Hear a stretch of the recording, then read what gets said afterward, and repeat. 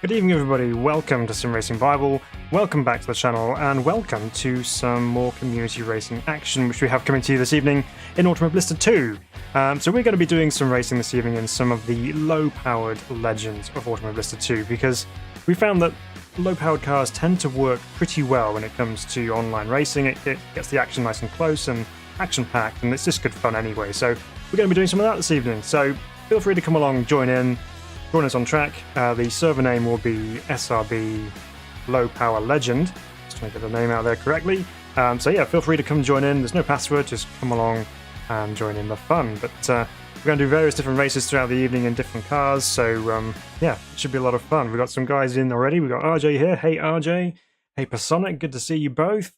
Right, let's get ourselves over into the game now and get ourselves into the lobby, which is already up and running. So hopefully we've got some people joining in already, I can see, which is excellent. Right, let's get myself in here now.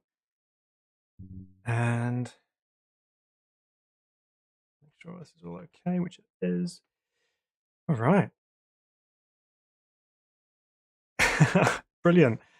So we have, in-game here, we have WPXNJ, who says, YouTube subscriber here, good evening, afternoon. Welcome. Well, it's good to have you with us. And welcome, Speccar, as well. Good to see you. So to start off this evening, we're going to be in the Copa Classic B class, which is quite a popular class of car online. We have a variety of different cars available to choose from in this. So we've got WPXNJ is already in there with the Puma GTE, and Redfall's in here as well with a Mini. We've currently got the Chevette selected, but let's have a look and see what the options are, because we have the Chevettes, we have the Uno Classics, we have a couple of VWs, the Gol and the Passat, and of course, I've already seen the Mini and the Puma. So lots of different cars from a variety of wheelbases and drivetrains and things. We have rear-wheel drive with the Chevette and the Puma, front-wheel drive with everything else. And so yeah, it should be pretty fun. So let's see what we're going to do this evening in this car. What are we going to go with? I quite like the Chevette, so I am going to run with the Chevette, I think.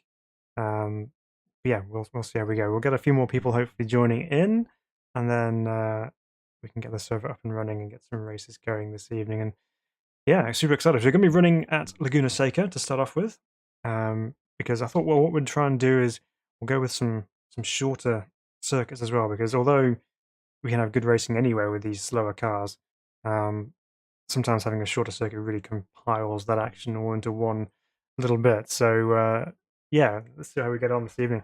Also, some new shiny new gloves to use this evening, courtesy of a good friend of mine. So thank you very much for those. We'll put those to the test this evening. Right, let's get these up and running. These are, of course, karting gloves. So these are Sparco Arrows, external seam stitching on them. So super comfortable and really nice grip on them as well. So looking forward to seeing how these are going to be in the heat of battle. Right. We've got a few other people joining in. We have Personic's joined us. Welcome, Personic, on track. And Anastasios Georgiadis has joined as well. Good to see some new names joining us in these sessions, which is super exciting. Saul's here. Welcome, Saul. Hello. How you doing? The other half of Sim Racing Bible, who you don't see very often, unless of course you've been here from the very beginning with the Rally Challenge videos that we did. But yeah. Saul is the other part of Sim Racing Bible, so good to see him, and tuned in all the way from New Zealand. All right, well, we're already loading in, so everyone's ready to go. So let's see how this transpires this evening. We're looking forward to some fun racing action. We've not driven these cars around this circuit before, so it could be interesting, but I'm looking forward to seeing what they're like, and we'll try to file our way through the corkscrew. It could be entertaining. So here we go. All right, let's go ahead. Here we've got the usual format. We have 10 minutes of qualifying, followed by, I think it's 10-minute races we got set up as well. Remember my own format here. But here we go. Let's go turn some laps. Get a qualifying lap in here. Invictus has just joined us as well in the session. We've got some more people joining the session, which is what we want. Some cold tires, and let's unleash the Chevette and all of its horsepower towards turn 1 here, which is a really tight pit lane exit, so you've got to be early on the brakes, get yourself through here nice and neatly, and then you can have all this track to play with. Always hiding in the background, says Saul. Yep. That's fine. Doing important things. Okay. Let's do these little Copa Classic B cars I like. Nice feedback through the wheel already with this Chevette. Towards the beginning of the climb up the hill here at Laguna Seca. Down to third, get it turned in. Hit the apex on the inside. Carry some more speed through there, no problem. Tyre temps are heating up nicely. Now one of the hardest corners on the circuit here, just a dab of brakes. Get it turned in. But with these slow, low-powered cars, you really have to maximise your momentum going up the hill here, because otherwise you get stuck in this kind of level with no speed increases. So here we go into the corkscrew then. Drop off the hill. And then down the hill we go into this quick double left-hander. Late apex into there. And then on the brakes here as the track drops away from the inside. Use all that camber to pull you through the corner. Hard on the power once again, down to the final corner here. Hard on the brakes. Into second gear. And line up with a reasonable exit off the final corner, and then we come up over this crest in the road in the front straight. It's not really a straight as such, but a nice downhill braking point into turn one. So let's see if we can get this stopped for our first attempt at a flying lap. 3 board perhaps. And to third and second. Too tight into there. You have to kind of leave the car breathe through the middle of the corner there, so you don't want to keep it too tight, otherwise it just ruins your corner speed through there. So you have to kind of let it run to mid-track and then pull it back in again for the second apex. There's the sausage curve, which is easy to clip here at Laguna Seca. There's a couple of those nasty great big sausage curves right on the apex, so got to be quite accurate with your lines going through here. So we have currently showing 6 people in the server, which is not a bad start. We'll see if we can build a little bit more as we go throughout the evening. I'm sure they'll increase. Man, yeah, we need to take so much more speed through that corner. It's just...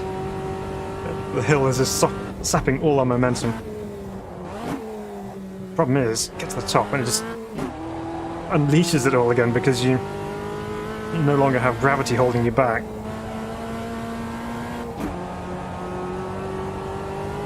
It's quite lively, the Chevette, actually.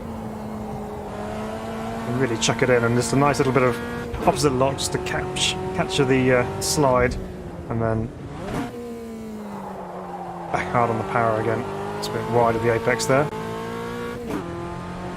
But okay, first flying lap of the evening about to be completed. Let's see what kind of lap time we put in here. A 150.095. Let's see if we can lower that. There we go, just leave it out to the middle of the track a little bit and then cut back. There we go. It's a little bit better. Leave it in third for the right-hander here.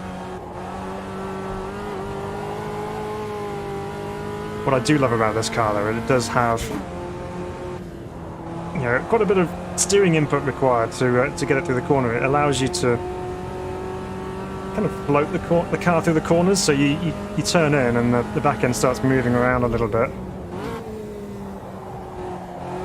But it's allowing that to happen, and then you can actually just balance it with your right foot, and yeah, it's just fun to try and guide it through the corners, but it requires a little bit of input. Okay, so maybe it's not quite so much of a dab of brakes into that quick left-hander up the hill.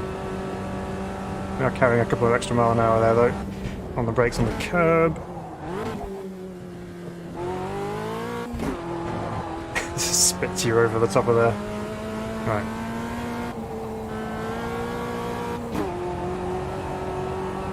Not too bad through there.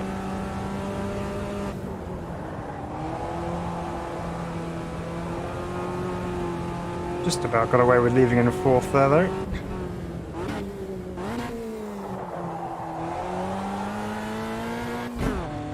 So, she found the apex for a change. 4th. Will this be an improvement? It looks like it will be. 49.4. Gone 6/10 quicker on that lap. Just all part of time on track. Bang from the exhaust on the overrun there. As we slam it down to 2nd gear. Probably a little bit too early from what I wanted it to do.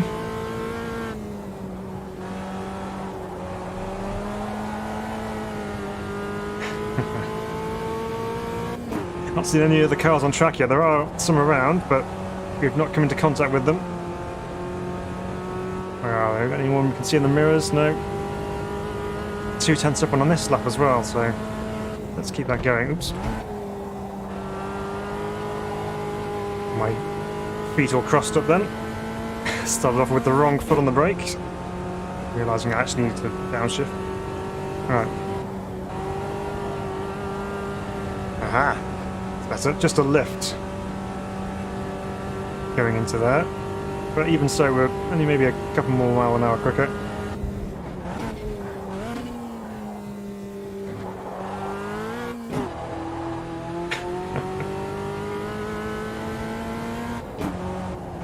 Early shift to 4th there, that's getting that out of the way. Ooh, someone's stopped on the left, that's the driver from Greece, which is cool. Just having a little bit of a moment watching on from the sidelines.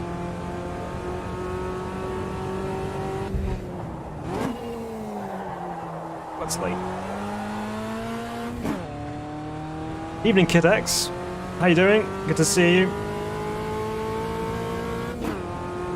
Let's see what's going to happen on this lap. Are we quicker again? We are. 48.2 now. Lap times are tumbling. We didn't bother taking any fuel out either, so it's just stock fuel level. Backing into turn 1. And there goes the there goes the momentum of the revs just die. But we're okay. Nope. Stay away from that sausage curve. Here's Pasonic recovering in the Puma. Such a different looking car to the rest of the cars in the class, isn't it, the Puma? It's just more low-slung and sports car-ish. Still there somewhere. And everything else is more saloon car or hatchback with the Mini. There he is. So Kidex says, a couple of weeks ago there was National Fusca Day in Brazil. I never saw so many Fuscas or Pumas in my life. That's amazing. Every country should have a National Fusca Day. Oh, that's brilliant. They all come out the woodwork.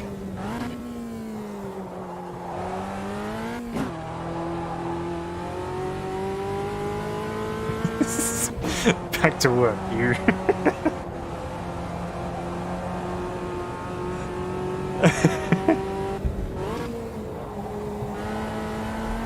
Yeah, I do think 3rd gear's probably the preferred option through there. You need to get it slowed down earlier for the last corner.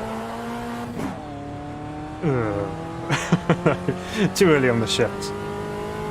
We're going to cross the line, but we're going to run out of time on this next one potentially. It's only 16 seconds left in the session, so let's see.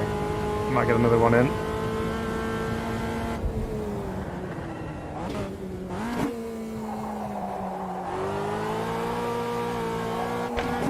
Oh, almost missed the shift to 3rd though. I found the gate in the middle.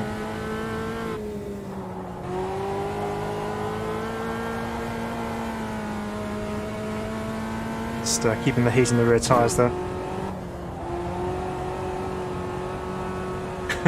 I love it. You can make all those inputs through the corner, but you still kind of go through in this nice smooth arc. It's really nice. Alright.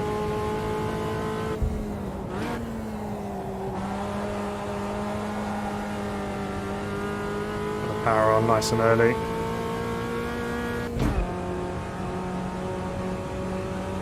And again, just to throw into there. We managed to keep it flat, I think. I'm not sure how much it benefited our speed up the hill. I found it like the split time, but we have gone in deep to the corkscrew. That's not quick through there.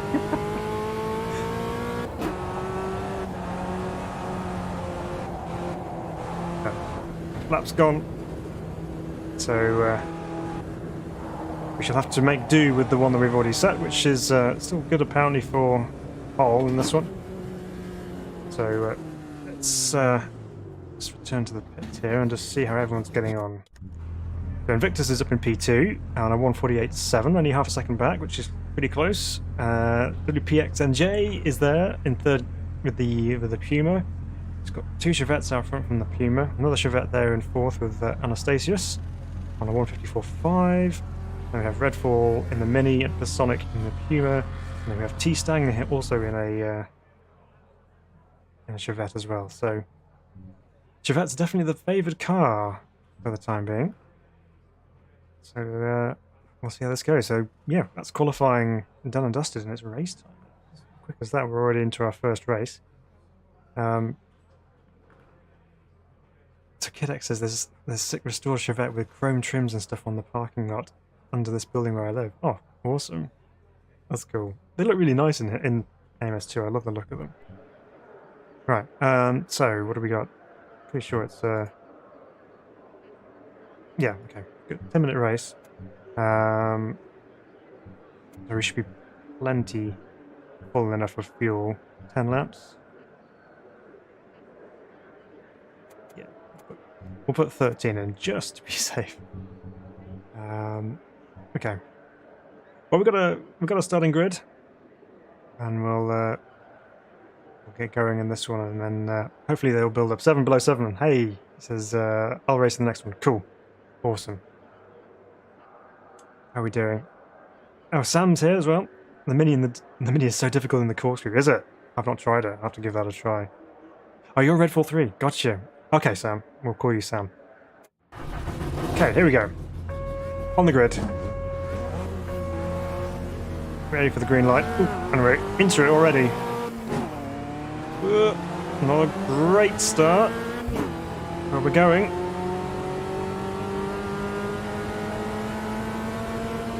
We have the radar on as well, so we haven't got anyone on the inside just yet, but let's see what happens into turn 1 here.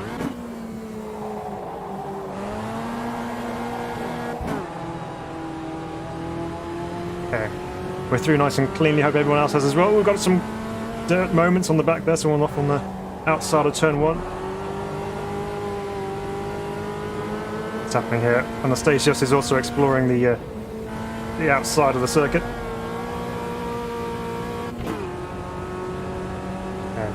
Down towards the next one. Oh, wow, we've got a huge hole in the field already.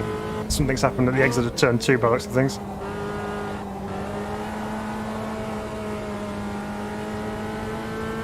But we have one of the Chevettes coming with us. Who have we got with us here? Can't tell, he's too close. The name tag's not showing up. It's so committed through there. You just got to throw it in there and turn it in at the right moment, otherwise you'll hit that sausage curve inside and you just go flying. Down through the gears, a second through the corkscrew. Keep it straight so you don't get pulled off in the wrong direction. There's that late apex-ish. There we go. Go through there, no problem. I love that. I just love backing it into there. It's so good. Oops. I'm gonna brake. Well, we've definitely got company, guys. We're not being left to our own devices here. So Kit says Pumas aren't that rare here, it turns out. Oops. I said that wasn't intentional. Deserve that.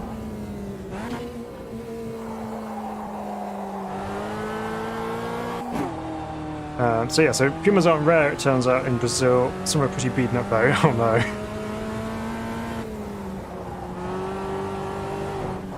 There's that curb. I keep telling myself to avoid that. I need to listen to my own advice, don't I?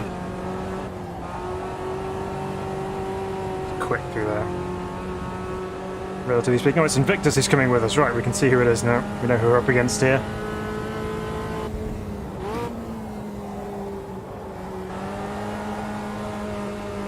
Really all about momentum, these low-powered cars, especially when you have hills involved. You just can't be caught without carrying that momentum. Oh, you can almost feel the compression even though I'm not moving through that corner. You can just imagine just when it sits down as you go through that little bit of a dip, the forces involved.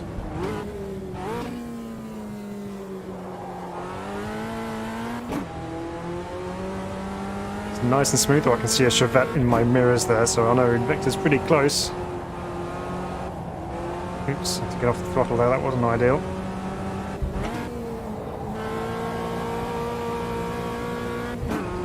Let's see about that corner.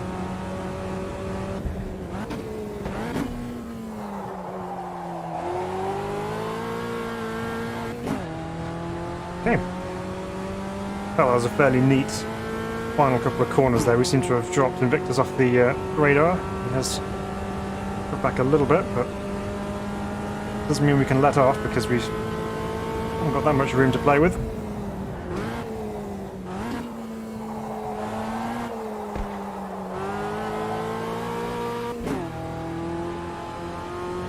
Again, that was reasonably tight through there. Probably could have taken in a bit more speed. So, we missed it. Success.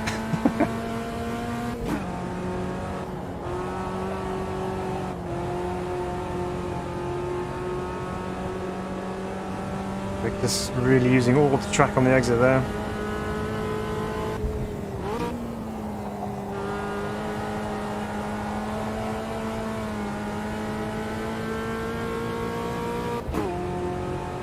On our way up the hill once again. There's very few cars you can take that corner flat out with, and this one is one that's very nearly that. Except sometimes you do get a little bit too close for comfort on the exit.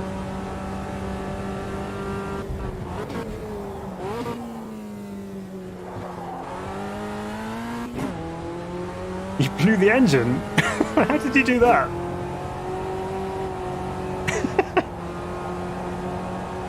Was that a first gear into the first corner? Oops.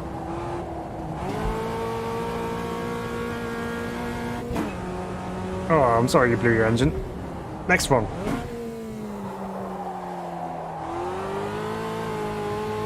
Well, Invictus is still there. He's showing up on the radar. I just saw his car appear briefly there.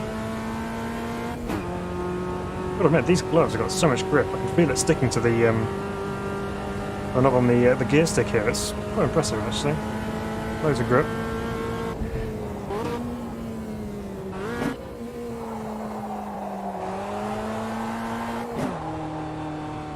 Oh no, too soon on the upshift.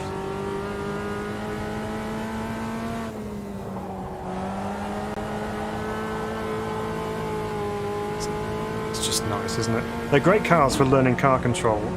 I know there's not an awful lot of power going on, but at the same time you really do get the opportunity to figure out how to balance a car best through a corner, and how you apply throttle and inputs from the steering, etc.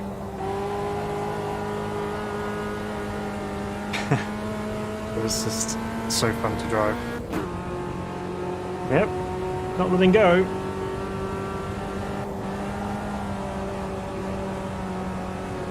That's borderline, that. Uh-oh, we might have to defend it, maybe.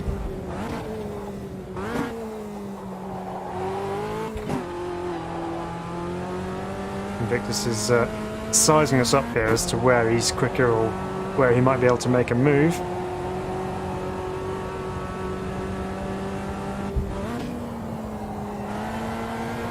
I was a little bit more sideways than perhaps I would have liked into there.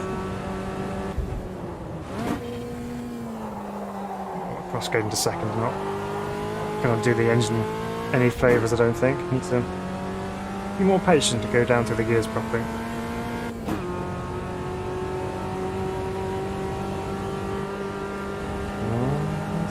2 minutes, well, 2.5 minutes left to go in the race, so there's still time for Invictus to make a move on us here. Just need to make sure we keep it nice and smooth. No silly little mistakes, no sausage curb jumping.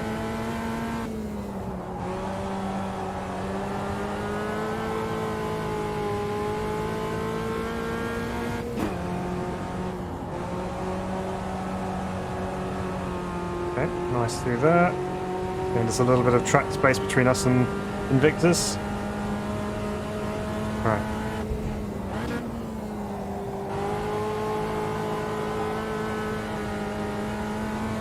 I think what it is I love about this car so much is the fact that you... I know I've probably mentioned it already, but when you throw it into a corner, there's this, that initial correction, and then you're straight back to turning around the corner properly, and it's just nice. It's quite chuckable, the car, so you can really chuck it into a corner, catch the slide, and then just get on with going through the corner. It's good fun.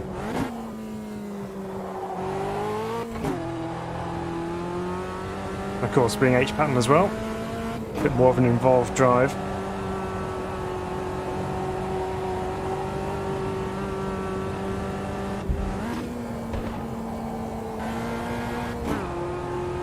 Really is between gears there.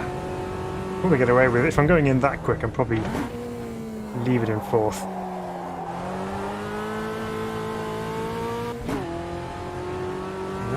It's still there. Very much keeping us honest. Tyre wear's pretty good. Just the right front's looking a little bit worn. Same with the right rear, but nothing to worry about. 45 seconds to go. Will we see the checker flag this time around?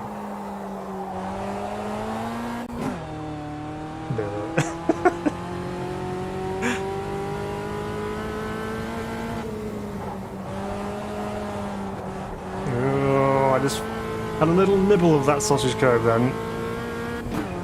Too close for comfort, that.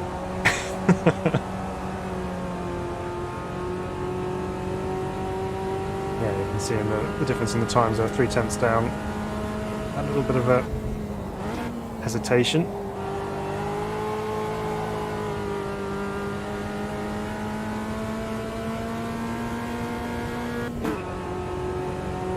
To our favourite quick corner. That's actually the nicest car to drive through there I've ever driven, really, I think, because you go through there in anything like a GT3 car or whatever, you really do take your life into your hands.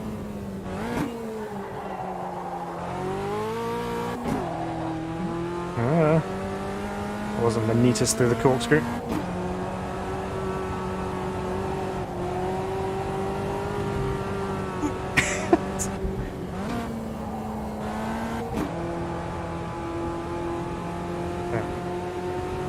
This is still there.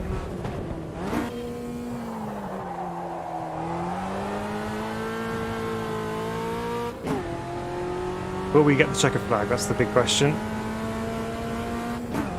His time is up. Don't think we have it to time plus a lap. No, there we go. That is the checker flag. Good race from Invictus there. He really kept us on our toes, trying to make sure we didn't make any mistakes or anything, so good P2 there. He's busy trying to do his own engine blowing going on the inside by the sounds of it. There we go, so someone's coming home in third there, didn't quite see who that was. We'll go back to the garage and we'll check out Tim's home, where people are finding their way past the finish line now.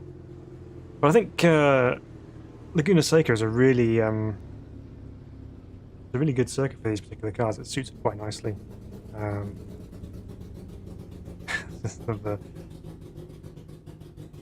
The idle sounds on this thing. It sounds really rough, doesn't it? But it sounds like it's meaning business. Right.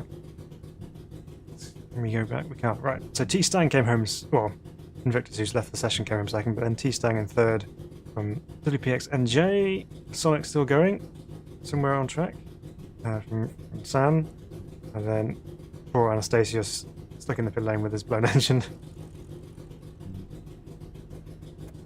Can we see this? No, we can't. Yep, that's the end of that. So, yeah.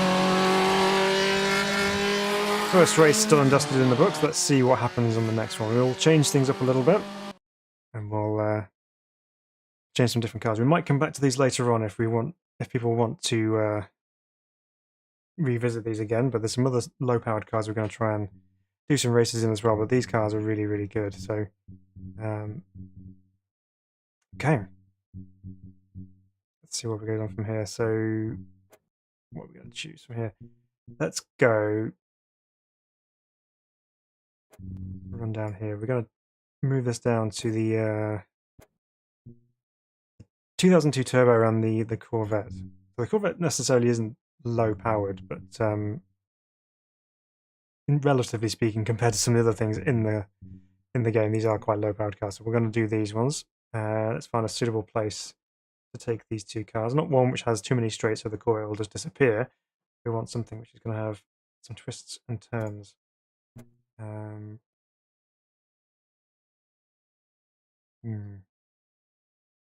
kind of fancy the idea of Salvador. I think that's going to be quite chaotic though. So let's let's go forward and see what else we can find. Do we have the short version of the Nürburgring? We do, but that's probably too much Corvette status there. Let's see what else we have. We could always go to a kart track, of course, but that's probably just a little bit ridiculous. Where should we go? We want to find somewhere which is going to be suitable for all of them. So let's try. That's what I wanted to try and do. Let's try I'll say this properly. Guyana? Hopefully that's correct. The short version. We'll try that. I know there's a big long straight there, but there's also some twisty sections. So hopefully the BMW will come back to us all a little bit with that one. We've got some more people joining in here, which is good to see. Anyone trying their hand with the Corvette? Yes, two guys, G Snell and Sam are going with the Corvette. Okay, good on you.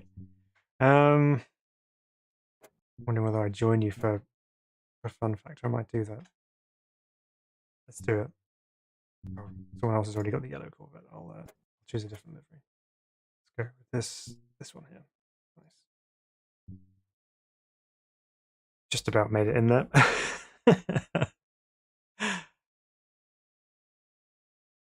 Sam says, sorry for spinning in front of you at the corkscrew for Sonic. Also, sausage curbs are brutal in the Mini. That Mini did not like Gunaseka there, no. Hey, Eust, welcome. This evening, time to hop in. Good stuff, come join us. Come and join us. So what have we got here then? We've got a reasonable mixture of BMW and Corvette.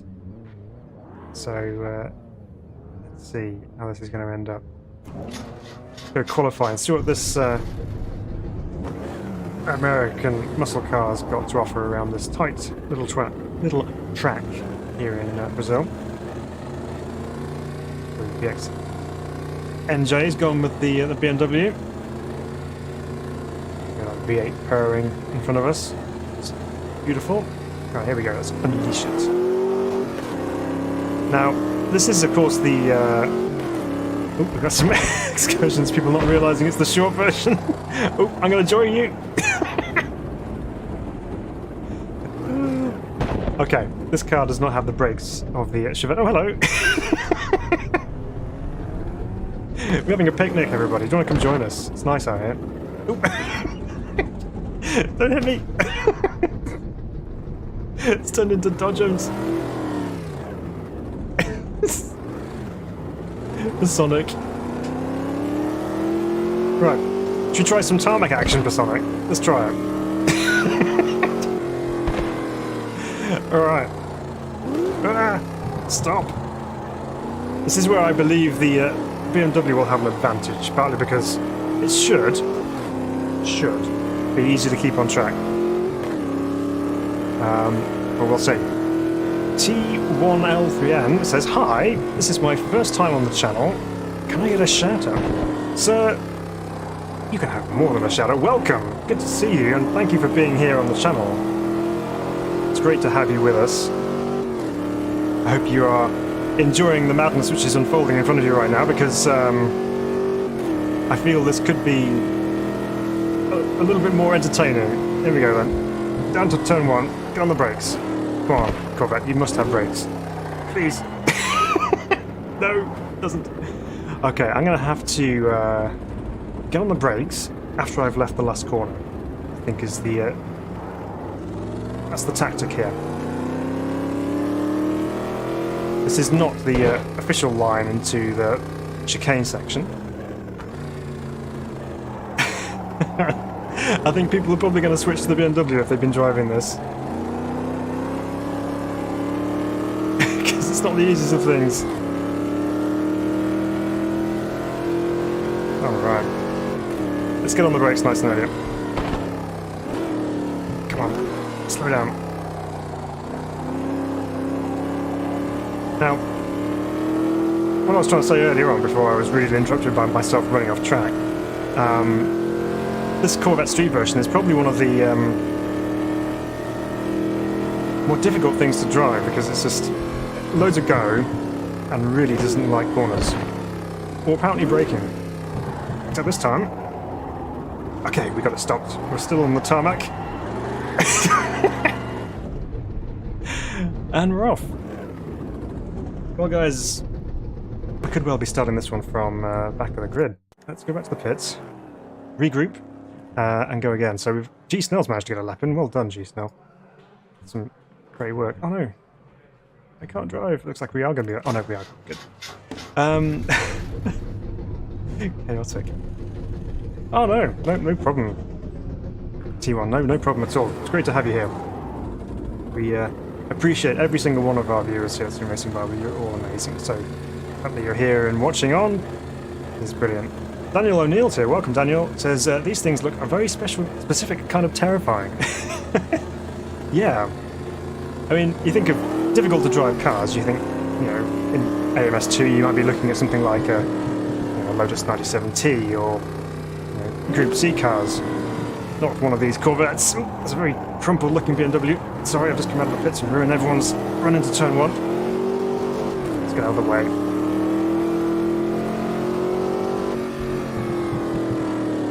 Very different type of driving to the Chevette that we were just in. I need to have a bit more of a gentle right foot because it's obviously not happy with my requirements to try and get power down so keenly. Oh, there goes one of the Corvettes. Have you got to drive off that corner? On the brakes early, just in front of that BMW. Sorry. Oh, I didn't mean to hit you, sorry. He hit the car in front, and then we hit him. It's a bit of a motorway pilot job, really. It's Anastasios in the BMW. Ah, dear me. Evening, Frank. Welcome along. Do you ever play Race Room Racing Experience? I do like a bit... That's not stopping. Don't even bother with that corner over there. It's not going to get there.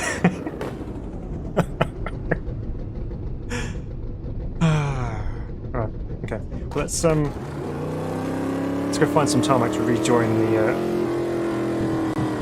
rest of the circuit where we're supposed to be. Can we just go across and just hope we can survive the grass. Over there, that's where we're supposed to be going. There we go, nice and easy on the throttle. We don't want to spin the tyres on the grass because that'll be just the end of it. Let's try not to rejoin and take out this other BMW who's having his own problems trying to get through this section. Don't want to do an Andreas Baccarid and have a nasty rejoin from the Joker lap. Oh, here we go. Now, the question is, of course, everybody, is can Phil actually put a lap together in this car? Let's see. So Frank says the dog has decided to take a nap in my Simpson. Really? Must be particularly comfortable.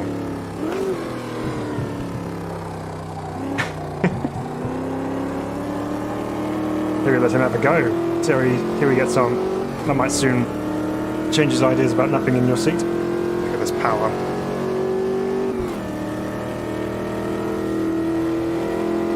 Okay, so braking really early. Okay, leave it in a second, out of here, and then just super careful on the throttle.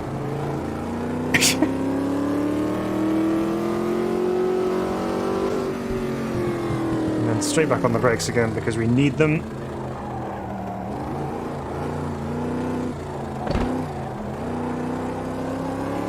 Okay, we're getting there. We're getting there, guys. We've got this. We've got this. We've got through at least 4 corners in a row, so we're counting that as success.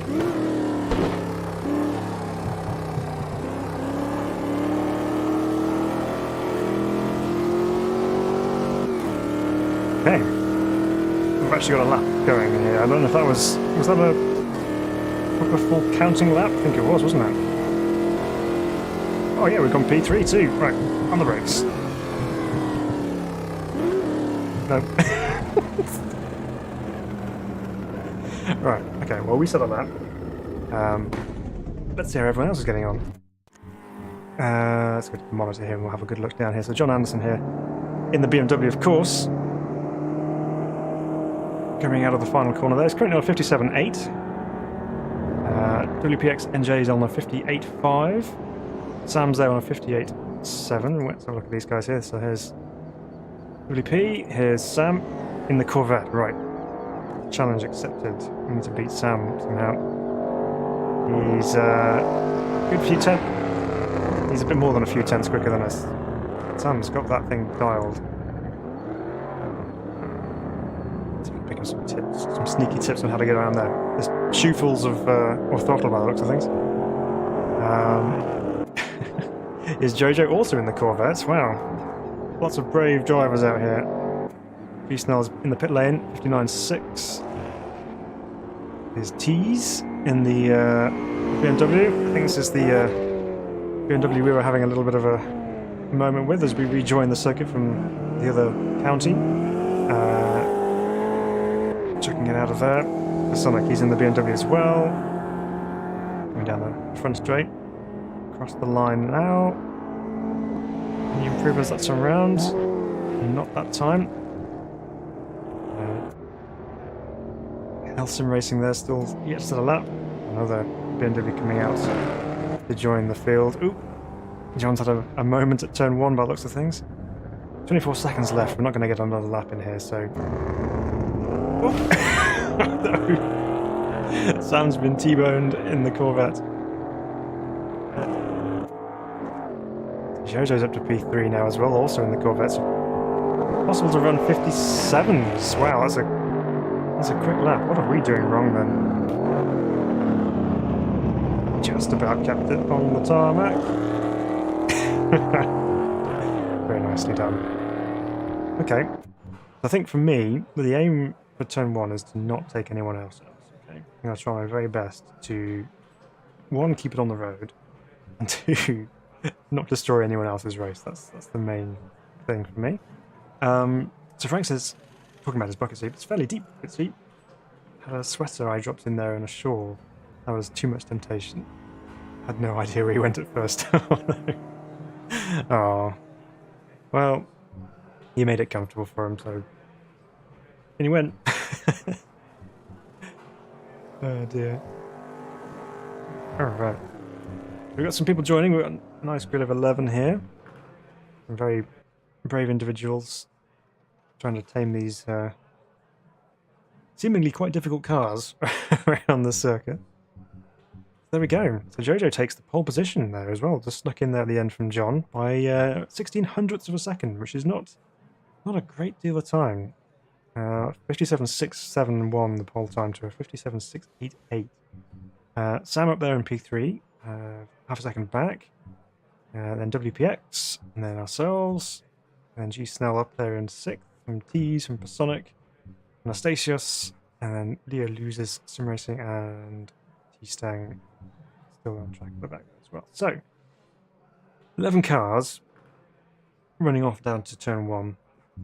Can we all make this through safely? That's the big question. Again, to make sure we have the fuel on board, so we have 17 laps worth. Should be more than enough. That's of course we spend most of those 10 minutes rotating in the grass, in which case we might burn a bit more fuel, but we should be okay. Anastasia says, I will not be able to participate in this race. I'll wait in the pits for the next one. Okay. No problem at all. That's fine. Thanks. Let's see if I can't get ready for the next race. Yep. See if we can coax the dog out of the seat. Right. Well, we're ready up as well.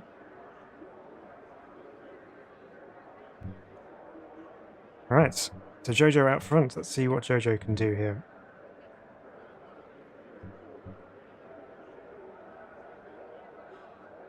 Man, there's got to be a technique to driving this this Corvette, I think, because Jojo, Sam have got something going which is giving them a reasonable time. I think if we'd spent more time going forwards and not exploring the rest of the circuit, we could have got used to it a bit more. But as it was, we were just trying to keep control of it all. Right, here we go. First gear engaged. Let's try and get this thing off the line.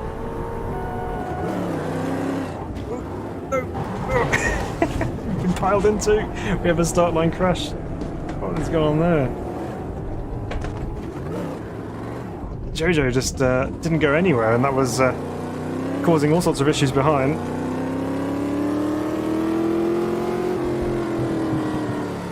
And then we got a clout in the rear as well.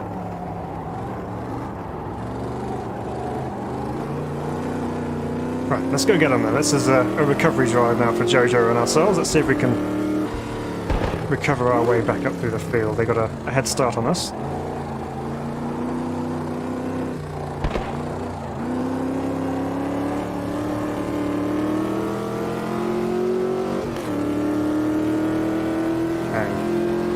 Let's see where Jojo brakes for this final corner here. About halfway between 150 and 100. It's quite a reasonably deceptive final corner there. You can take a bit more speed through there than perhaps it may first appear, so we can push those limits a little bit.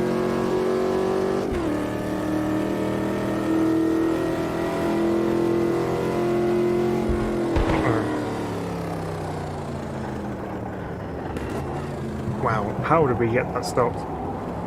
I honestly thought we were going straight on then, but we actually have a bit of an undercut on Jojo.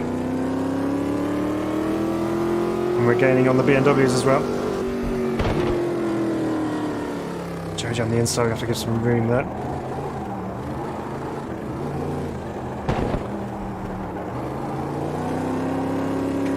Very nice. Managed to thread it through there together. Missed the shift to third. So Jojo got the momentum back.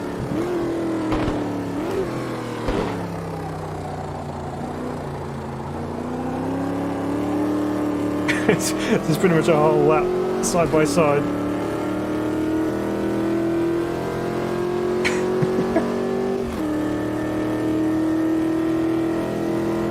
I haven't got my look left button mapped, so no.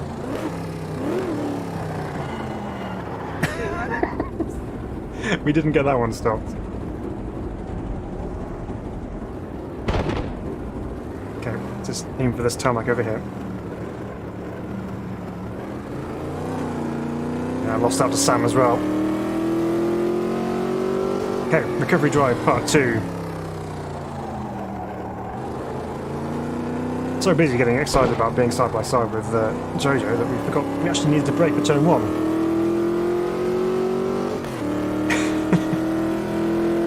And now we're plumb last. Never mind.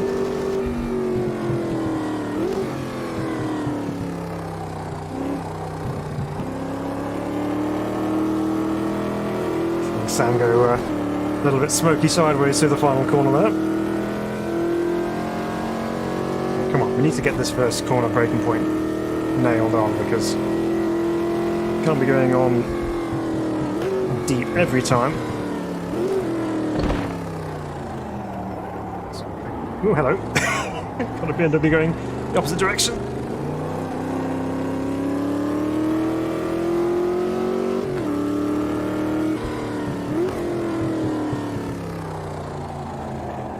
Oh no, Sam's had a rotation and battling with Pasonic.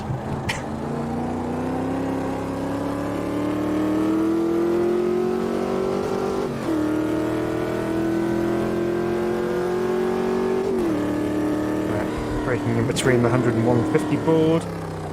Even in third, maybe, for the final corner. Use the torque of the big V8. Here we go. We can use the power down the straight here, but Sonic's going to have the superior braking performance. Must remember the brake. Must remember the brake. Now.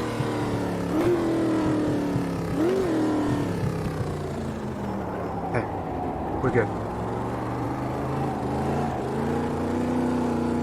Just take up the entire road. That way they can't overtake us on the exit when they're struggling to get the power down.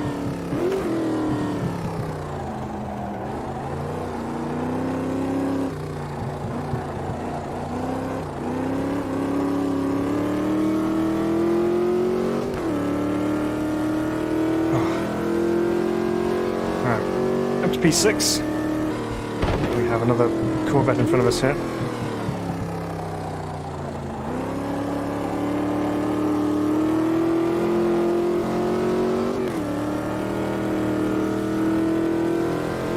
So Frank says this is the sort of car that has multiple ashtrays in it that weren't empty for weeks or months. We have got our street interior still on this car as well, so very, very basic interior. Wow, okay. National Corvette Drifting Championships into turn 1. Got all the clipping points on the on the outside of the track that time.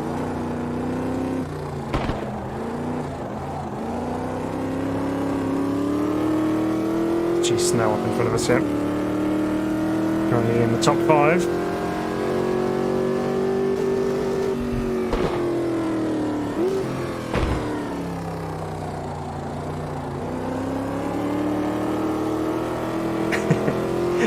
Exiting corners with the wheel pointing in the opposite direction is always fun.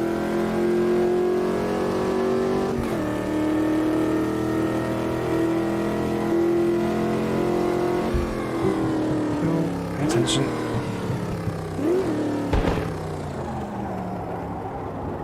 Uh-oh. This T's going the wrong way. We have to take the grass in avoidance. Don't go around. Around. Okay, we're good. Right, we're into P5 now.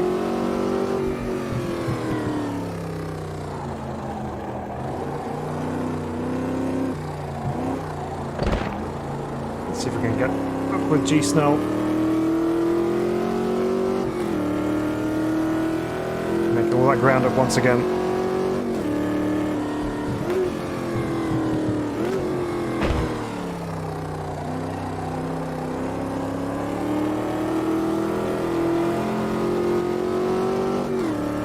Right, okay. Well, like, even though with that first corner still being a bit of a handful, I do feel like I'm getting somewhere with this now.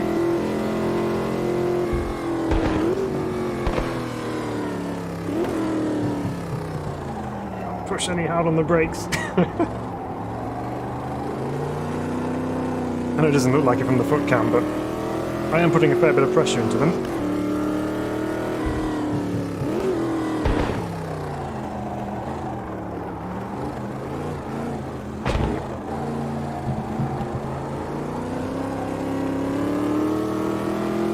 Maybe it's just a case of just being oh so gentle on the throttle and not being too eager to get it sideways.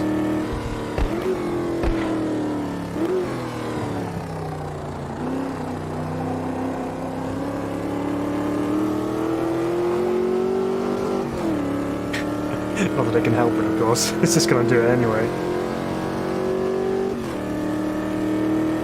Okay, just under 2 minutes to go in the session then, in the race. Let's see if there's any more changes in position. G Snell's gone in hot. We almost joined him.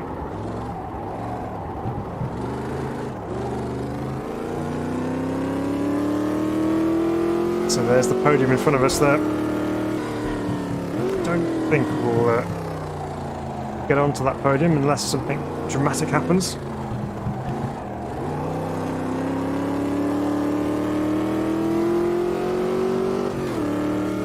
Where are we done fastest lap wise? 57.7, so that's not too bad. We got the times down.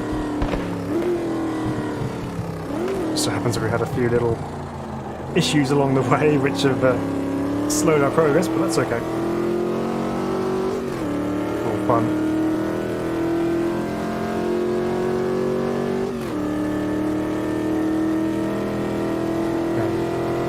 Potentially a final lap incoming, but we'll see.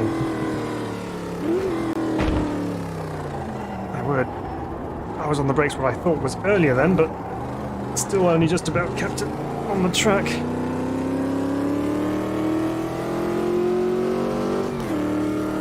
Okay, we are catching up here with WPX, I think, by the looks of things in the BMW.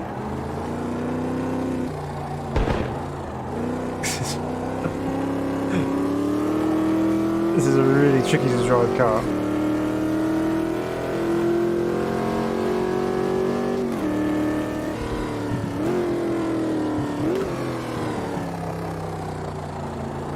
Need to bring that braking point back a little bit as well. The time is up. I did the lead across the line before the time was up. That's the big question. If not, we'll have another lap. We have another lap.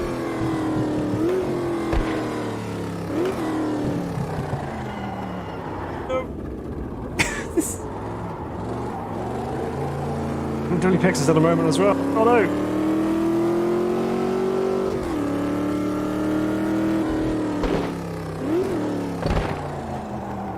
That was that dramatic moment we needed to get on the podium. We almost had one ourselves.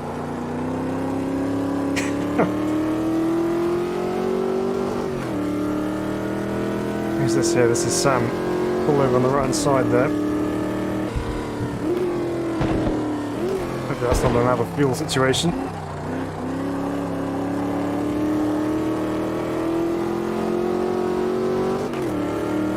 Jojo recovered a second by the looks of things, and we got back onto the podium as well. Who took the win there?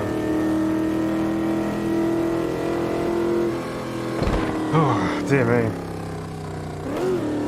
My brake pedal would be quite happy with the brake after that one. Jojo had fourth gear engaged at the start. Oh, wow. Who was that? Sam. Fourth gear and then stalled it. Oh, what a shame. Look at the state of our Mustang.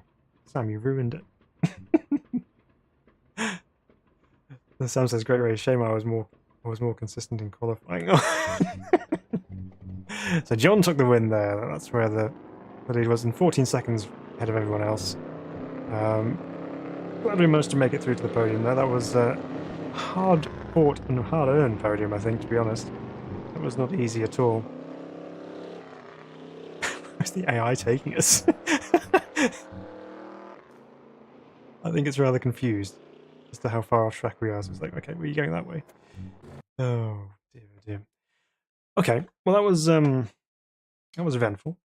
So let's see what else we can do from here. We're gonna change up the drivetrain for this one, because we're gonna move up this way, and we're gonna go into the Copa Unos. Let's see, what livery should we go with this one?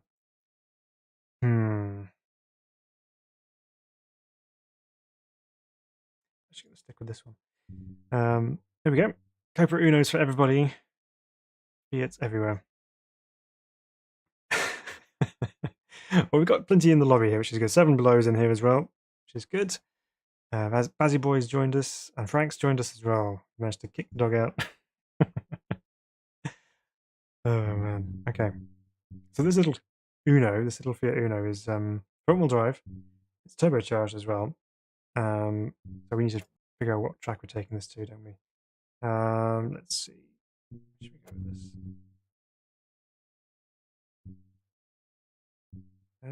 Let's do short circuit at Alton Park, Alton Foster circuit. Let's see what happens with that.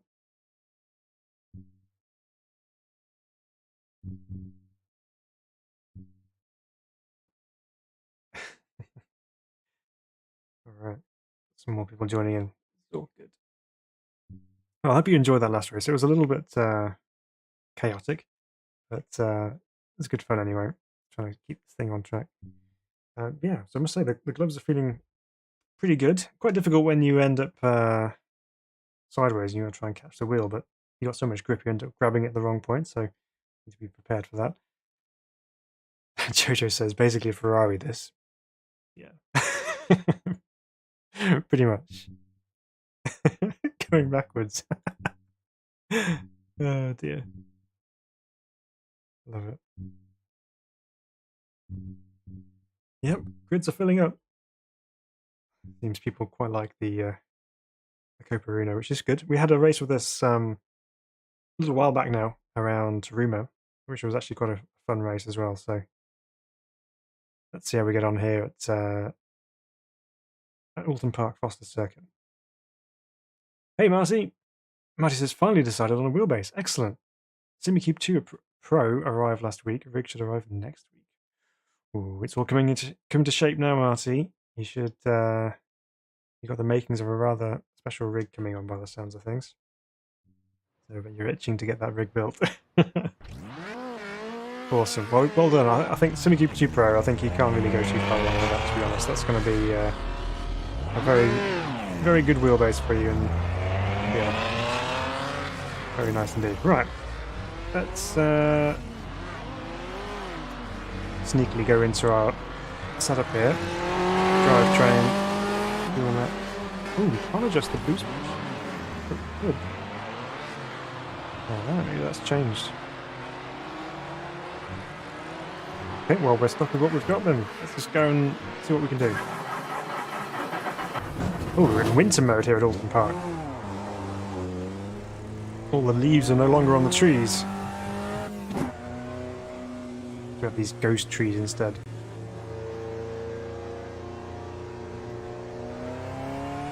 It's very different in the winter, does Alton. Slow car, that's not very nice. I know I am.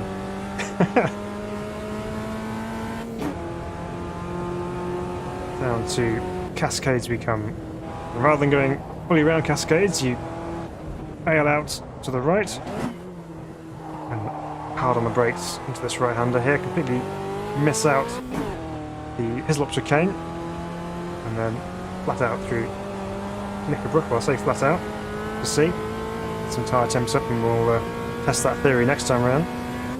Up Clay Hill, car moving around, and then into Druids we go. Very different profile with no tree line covering.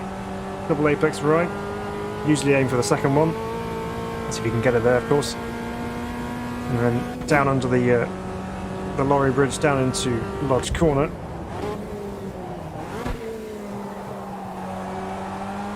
Rear end goes light as we tip it in there, but keep the power down and try and bring it back into shape again. And up across the line we go. Start our first flying lap as we come down to Old Hall Corner. Hard on the brakes. Down to third. Again, rear end getting light on us. The Sonic's had a moment into there as well. Here we go into Cascades. Down with brakes just to get it settled, and then hard on the power. Oh! Hi, Jojo! Oh, I thought... I thought I was going to hit him earlier than that. Is there still a car upside down here? That's what I want to know. Oh no, he's still there.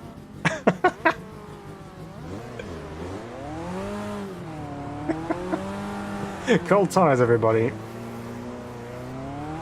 It's a little bit feisty.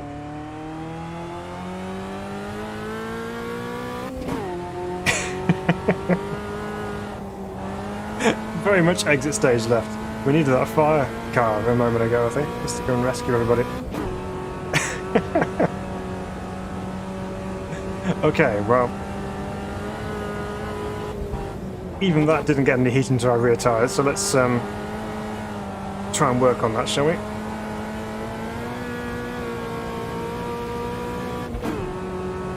Okay. At least we know what to look out for.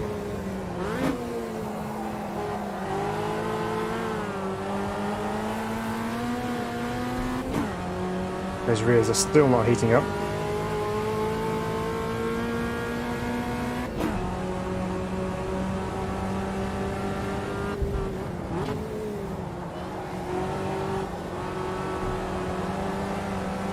good run through there.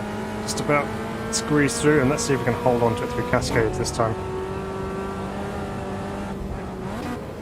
Down to third. Oop. 7 Below's also gone for a spin. Oop, there's a barrier in the middle of the road. Just run over that, no problem. There's Anastasios. Struggling to see over the crumpled bonnet in front of him.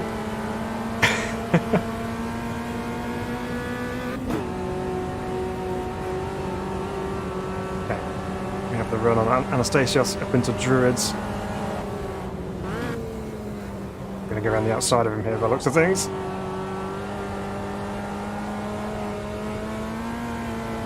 Okay. That's most of the lap completed successfully. Just one more corner. Proper corner.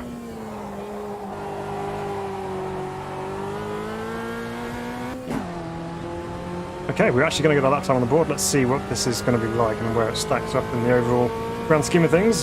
Sam's having problems getting out of the pit lane.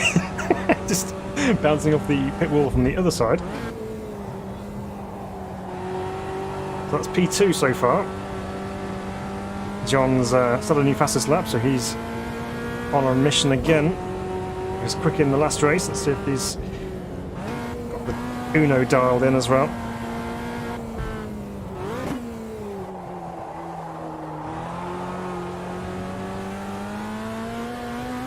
Still lively through Cascades, but a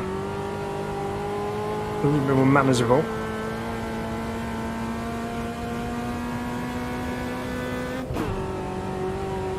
The hell? They are very unique little cars, these Unos. Bit of a cheeky downshift for third there. Apologies for that.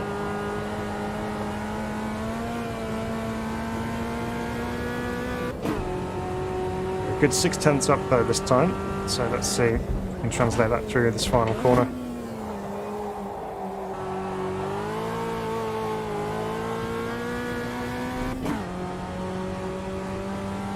Reasonable run off there. The dip and up the other side. We are 7/10 quicker, but still second. John still holds pole position at the moment.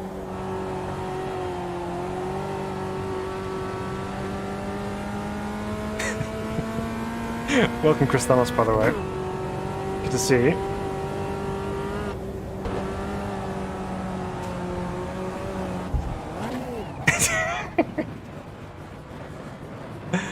And we're gone again. I was just trying to take a little bit more speed through there, but rear end said no. Okay, let's go back and see how everyone's getting on. Reasonable, reasonable lineup here. We have A. Taylor here as well. Right, so John's up front, 16.3. Wow, that's quick. May have taken some fuel out as well, which may have given him a bit more speed. We've just qualified with regular standard fuel. So. Okay, let's take a look at the monitor and see how everyone's getting on. So here's John in the number 11 car. Currently stuck around another car coming out of Druids. We're getting rather close through there. We'll save the racing for the next one. Here's Tiaz going up Clay Hill with a aero adjustment to the front. It's a little bit of an aero adjustment, not much. So he's third on an 18.5, and Jojo also on an 18.7, currently in pit lane, admiring the rest of the session. 7 Below just jumped up to fourth as well, sliding his way through turn 1, 18.6. Whoa! There's Unos everywhere. So here's Sam with the shortened edition of the Copa Uno. There's some various states of repair of these Unos on track at the moment. This is G Markov here in 7th on 19.4. WPX, a considerably cleaner Uno going through Lodge Corner. Kept it all nice and tidy. As this little box goes flying over the line. So 19.5. Here's Frank chasing him down. Lights on. Letting everyone know that he's on the way through. Nicely hooked up through turn 1, a little bit of a slow and exit. Beautifully done. Let's see how he handles the infamous cascades. Clipping the curb nicely on the right hand side. Back end sliding through there. Very nicely held. Could be a good lap here for Frank, actually. It's looking pretty quick so far, so we'll stick with him.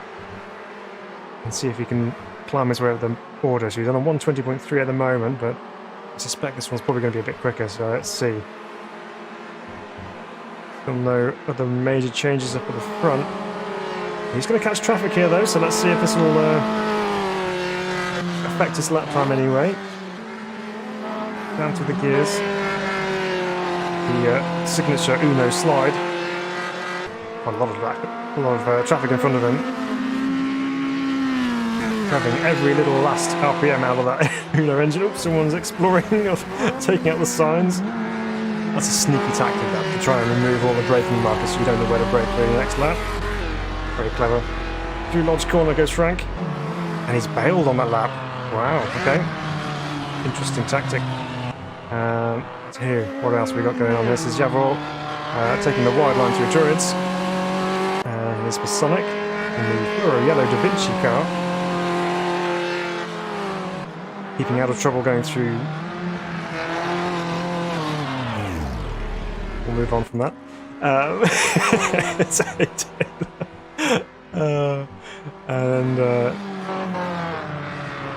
yep, still persisting with that upright bonnet. Alagiolo is also rearranging the body panels on the Unos. We've got a couple of guys just sitting in pit lane, probably quite wisely too. We're in P2 still. Is there any other changes going on towards the front here? Not really, but John quite comfortably out in front. And WPX has actually jumped up to third, I think, though, hasn't he? 17.3, which is pretty close to our time. Dolro, hey, how you doing? I'm doing good, thanks. How are you doing? Hope you're well. There we go, that's qualifying, everybody. Frantic action going all the way through the field there. Again, a good mixture of nationalities from all around the world here. It's quite the international grid of Copa Unos here at Alden Park, which is excellent to see. It's John from Norway on pole with his 116.3. Quite the class of the field in the Copa Uno. He obviously has the knack of driving this car down to a T, or a U, as you could say in this case. Right, here we go then. 10 minutes of Alden Park, Foster Circuit, and 18 laps worth of fuel in the tank. And yeah, let's see how we get off the line on this one. So we've got a good grid, got 19 cars ready to go for this one. Will all 19 cars survive through turn 1? Let's see. Hopefully Jojo's got first gear engaged, not fourth. Otherwise there could be some chaos behind again. I'll tell you what, no, we got 19 cars. Did I say 17 before? I think we had. Now we have 18. Right, ready up and get ready to go racing. We have the outside line going down towards turn 1 here, so this could be interesting. And I think, judging by what it was like on the outlap from qualifying, if we're all going to have cold tyres going down towards the first corner, cascades could be skittles. So let's see. Let's see. Frank says, it's been a while since I've simmed last. You're doing well though, Frank, to be honest. Top 10. It's good. Okay, here we go then. Ready for green light. And there it is. Trying to get a front wheel drive car off the line is not always easy. We've managed to do okay there. Pretty level pegging with John up front. We have got warm tyres though, so that's good news for all involved. See, everyone going through there neatly so far, which is excellent. Let's see if we can get on the coattails of John here.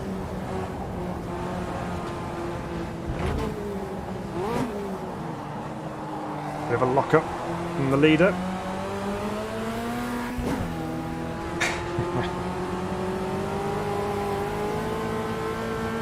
I reckon he is completely flat through Knickerbrook there. I'll try that next time round as well. So Dorma says, what wheel do you use? So I have a Cinecube 1 wheelbase, and I'm using a Motormech D-shaped wheel rim combined with a DCD simulation wheel plate button box. So that's my wheel setup.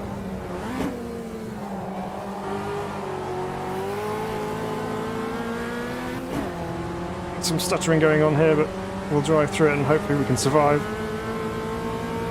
Frenchie subscribed. Welcome. Thanks, Frenchie, for subscribing. I completely missed that. I'm obviously too busy having fun driving the Copa Uno, but big thank you for subscribing to the channel. Welcome along. Glad you are enjoying what you're seeing, which you must be if you've hit the subscribe button, so thank you to you.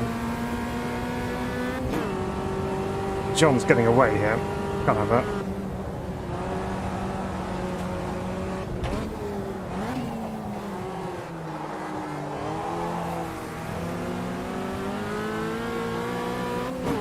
That was a little bit rough through there, but we're okay. And John's got some setup going here because he's easily able to keep it flat through there. Mine's understeering to the outside of the circuit, so we'll do our best to try and stay in touch, but it could be tricky. We have got company behind as well, though. Can't check who it is just yet. Who have we got? Oh, it's WPX! Giving us a hard time.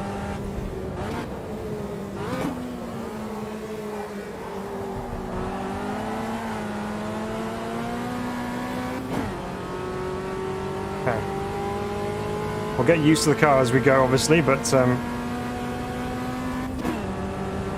hopefully we can keep in touch here a little bit with the leader. That's wide. Oh no, it threw out the sim. Did you have a disconnect there? What that's all about.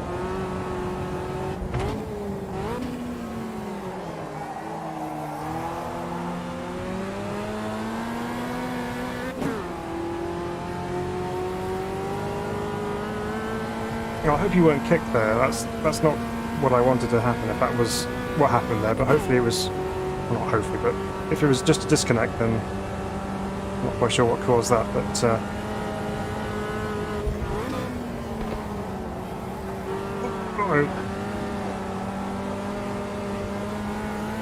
kept it on track.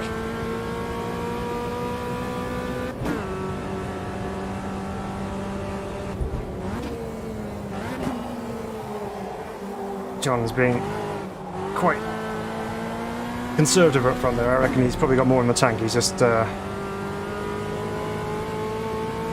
keeping it nice and easy, not pushing too hard. Oh, it's all on for third behind.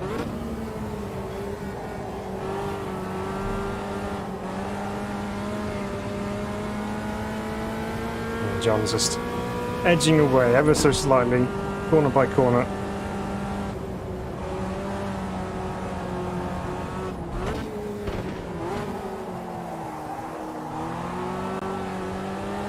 Although we gained a little bit of time back there, just by being brave.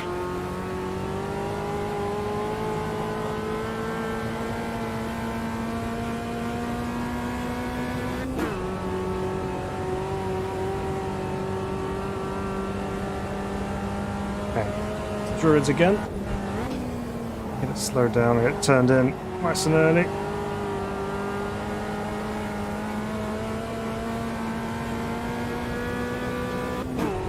With the battle for third, WPX has pulled away a little bit. It's too late on the brakes. And just lose all that momentum again.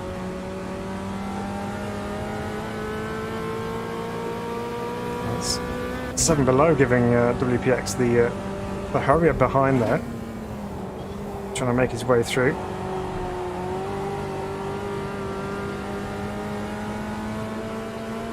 It's on.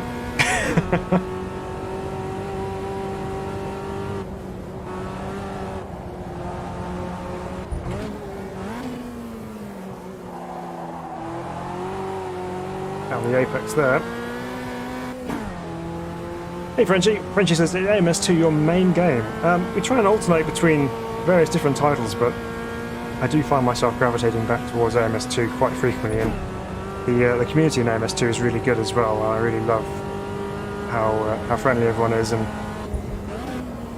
we seem to have some good content going around the AMS2 side of things, so it's always fun to run AMS2.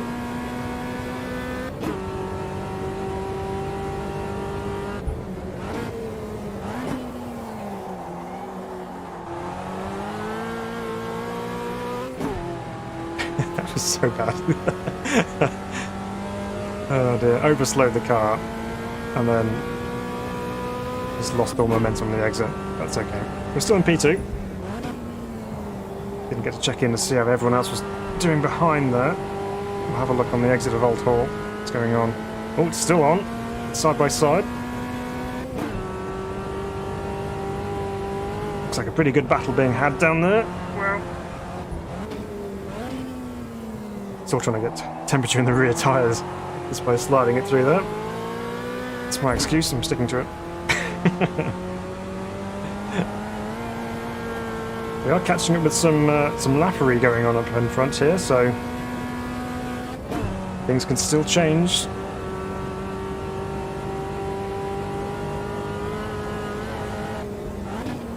Let's try a different line into Druids here. Still just not quite just finding that final apex, the second apex for Druids.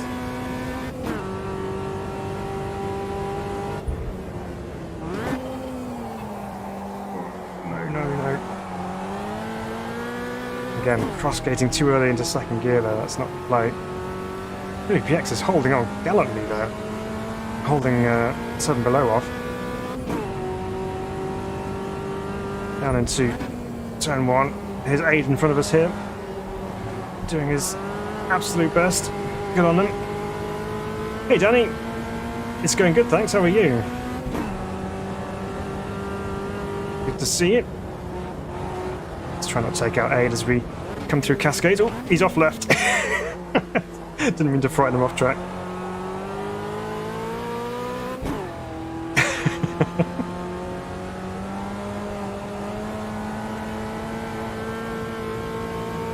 Yeah, John has checked out up front.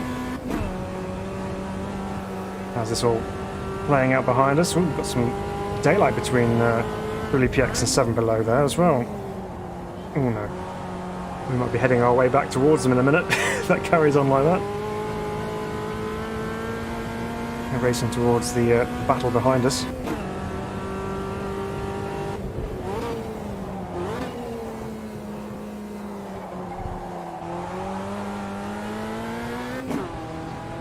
Let's be trying to get into some of these corners and it's just not playing at the moment.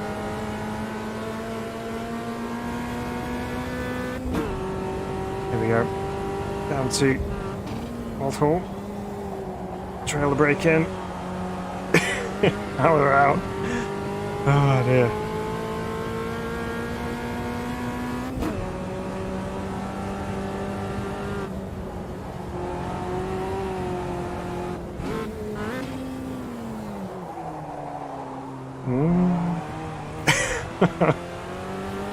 All falling apart. Thankfully there's only 23 seconds left. Hopefully I can hold on. I honestly generally thought I was going to just bend some valves on the downshifts then. What's going on? Still going. WPX is still holding on.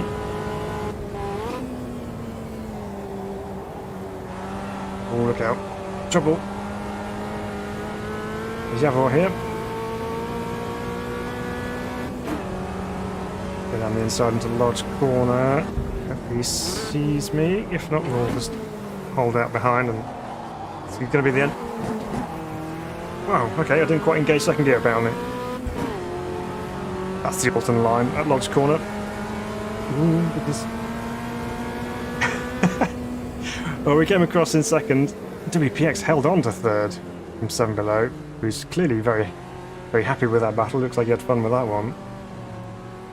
I was kind of gutted to miss out on that one. Looked like a fun exchange.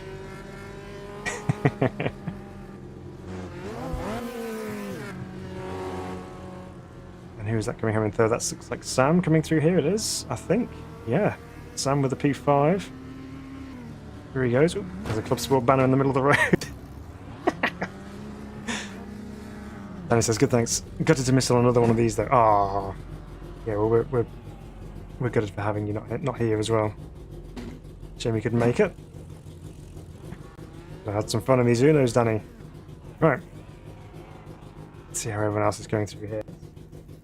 Take a look. So WPX with third, 7 below from Sam, from Alegiolo, sorry, in sixth. Frank came home in seventh. Well done, made some spaces up. Jojo in eighth, sorry, and Tees from Goatsburg, from Georgie Markov in 11th, and then Pasonic in 12th from Yavor, and then Aid Taylor in 14th. So most of us survived. We started off with 19, we came home with 14, so considering how hectic these were in qualifying, it's not a bad result. Congrats to John though, that's a very convincing win out front by good 4.1 seconds, so very well done indeed. Those Copa Unos are they're a difficult little thing to drive, they really are. They're not the easiest of things to get your head around, but fun nonetheless. Okay. Next low-powered car of the evening, what should we go with? I think it's time to change things up a little bit. We're going to go with the Formula V. And you can have the choice of whether you have a non-shark fin or a shark fin version. If you want that extra aerodynamic advantage in a non-aero car, then go for the shark fin one. Oh man, let's see if anyone goes for the shark fin here. Let's change our circuit up as well here. We need to go with something else. So, yeah, we're going to go with a short version of Hockenheim, I think. Let's do that one that has the better flow. Ooh, we have a couple of takers for the shark fin. Both Sam and 7 Below are going, and Yavor is as well.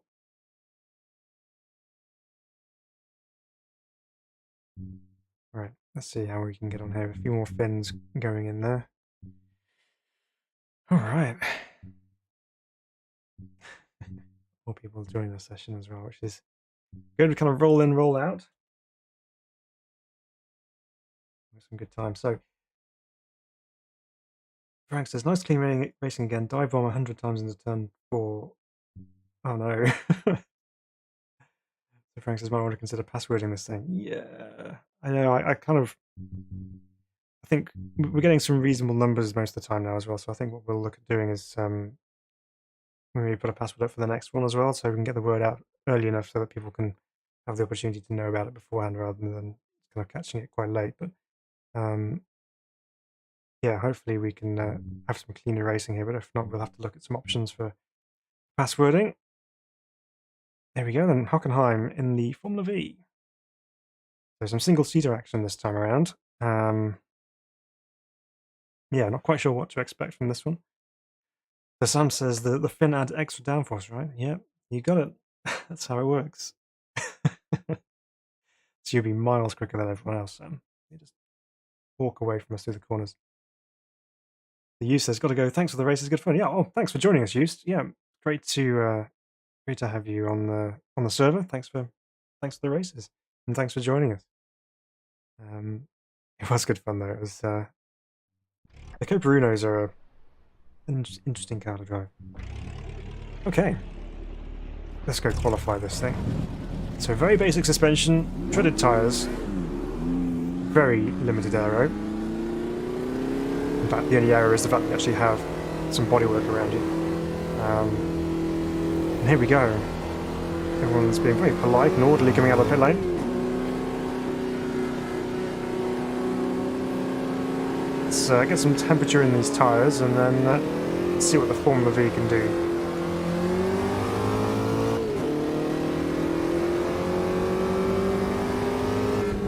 Now remember, this is the short version of Hockenheim, so we're peeling off right. Ooh, it's a little bit slippery.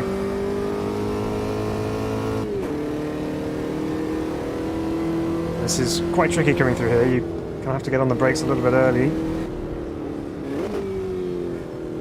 Where are we going here? So it's out this way and then cut back into the right. Use all the drag strip on the exit, and then peeling back into the stadium section, which we know reasonably well.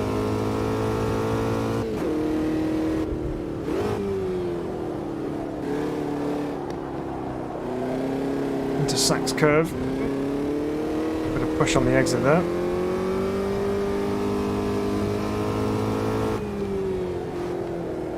So just like the Copa Fusca, the Formula V is a little bit tail happy, but in quite a nice controllable way actually. Yeah, the Fusca's quite controllable as well, but there's a little bit more grip involved I think almost with the Formula V.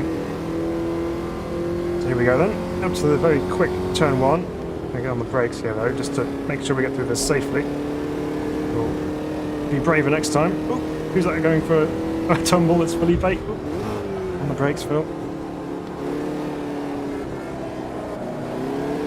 There's Sonic ahead of us. Just throwing our arms around with the steering through there. And Frank ahead of him on track as well.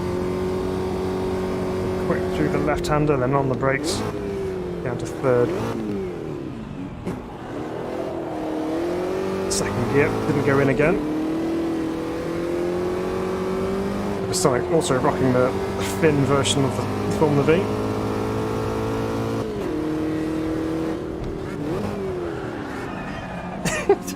Sorry.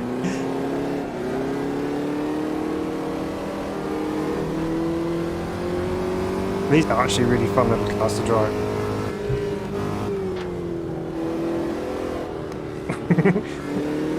Sliding it in there.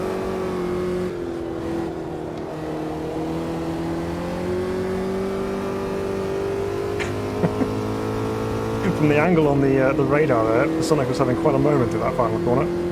Right, let's try again.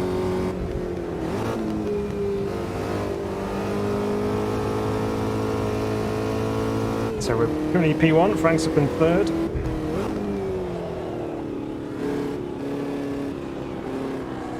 It's a tricky corner, maybe I need to turn in a bit later there, I think.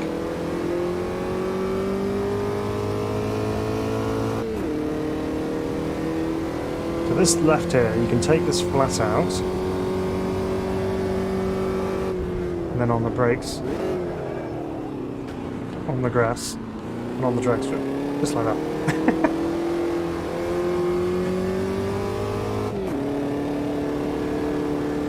Again, it's one of those cars you just end up putting in some steering inputs and balancing through the corner.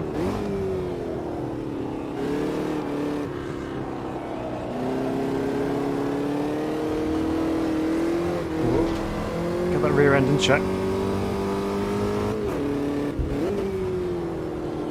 Backing into the penultimate corner. Lawn mowing as well from Frank.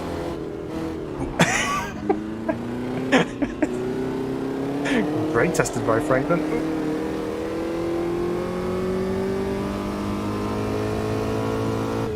Just giving him a bit of a helping hand, just pushing him forward to help lower his lap time. That's how that's all about.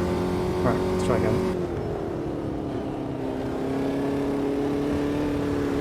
How much of that curb can you use? Quite a lot by the looks of things. Uh-oh, avoid Frank.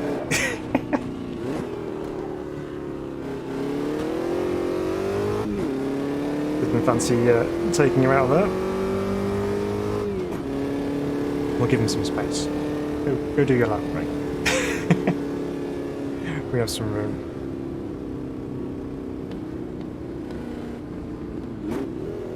So maybe on the brakes a little bit earlier if we come into this section here, just to avoid running onto that grass on the exit there. Let's try that next time round, as we've got some space to explore the capabilities of the Formula V.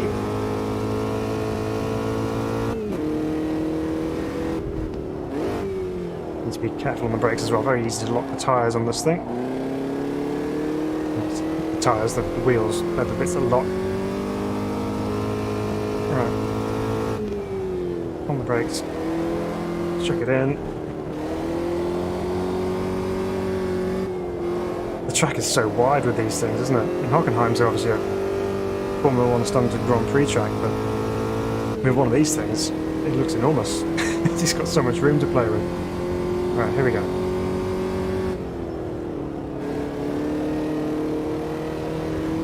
Let's be quick through turn 1. Gonna be late turn in here, Phil.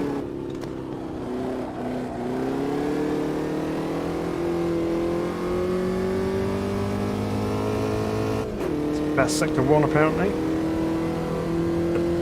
Let's get this bit right.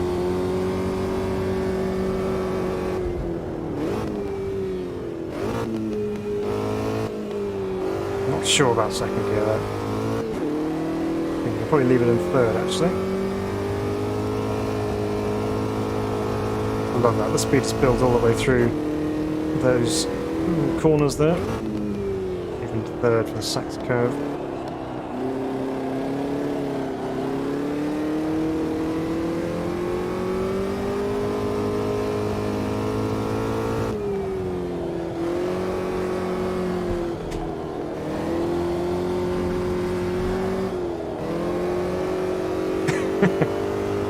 You're just sliding everywhere, it's so fun.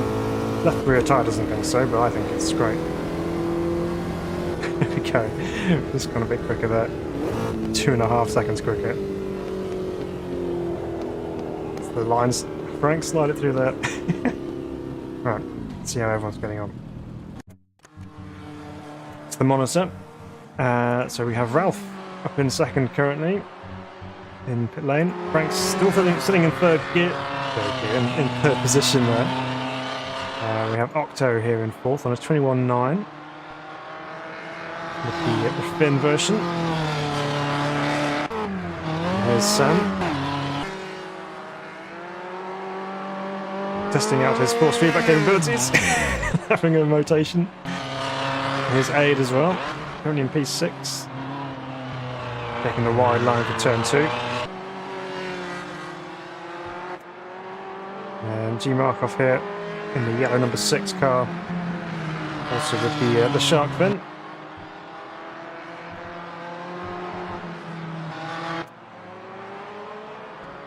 Now we're getting on here out of the infield section. There's Sonic.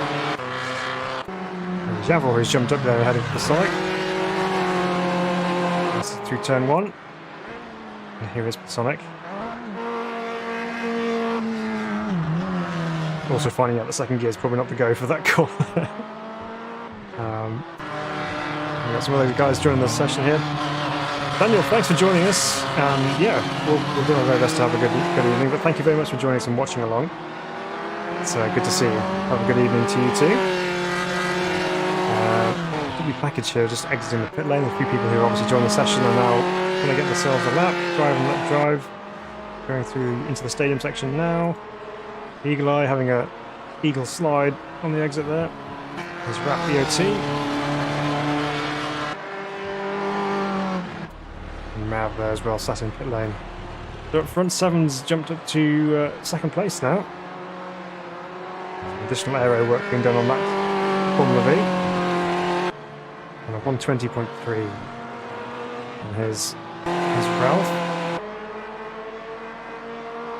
So we're running without the fin, and we have second and third currently with the fin, and fourth as well, with Octo. Frank's dropped down to fifth. Oop, going on there. I think we cut away from that just in time before we saw a car being absolutely smashed into.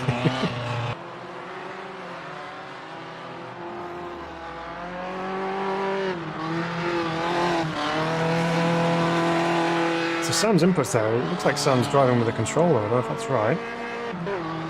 Whether it's just the way it looks, but the inputs look very much like he's driving with a controller or keyboard. So, full credit to Sam for doing so. There's Aid. You're on a keyboard, Sam, awesome. Nothing wrong with that at all. Some very, very quick drivers with keyboard, so you're doing very well, Sam. Absolutely.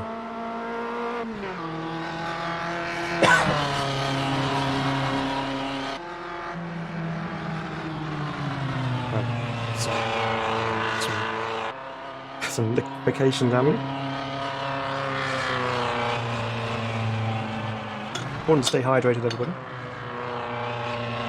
Yeah, I mean, Sam, you're sitting in P6, driving with a keyboard, so yeah, not bad at all.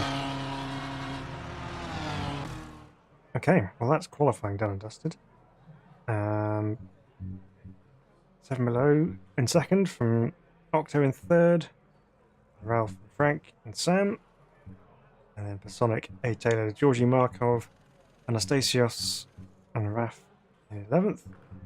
Yavor from Rogerio Sobrero, who hasn't set a time, neither has Well Packaged or Eagle Eyes or Mav, so not quite sure what their pace is going to be like, but we'll find out and see if they come through the field. But again, reasonable sized grid, 16 cars. Very much UK dominated towards the front, with just Frank splitting the top 8 cars. Okay, onto the race time it is now. We've got a reasonable pace advantage here of a second on this one, so all we need to do is just keep it nice and tidy, and we'll see what happens. The reason we can't continue to the race. Going on. Are you waiting for someone to join, maybe? I wonder.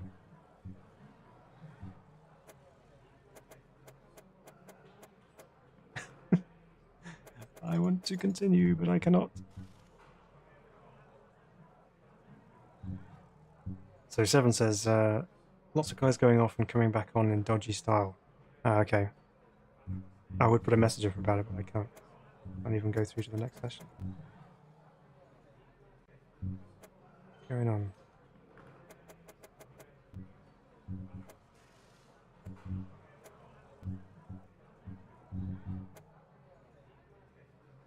Syncing on there, but that's just to see profile information. Why is it not letting me go through?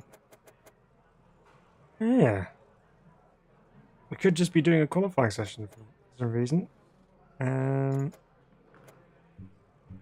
Very, very strange. Tap in and out, maybe. Do that. Back in again. No. Still not happy.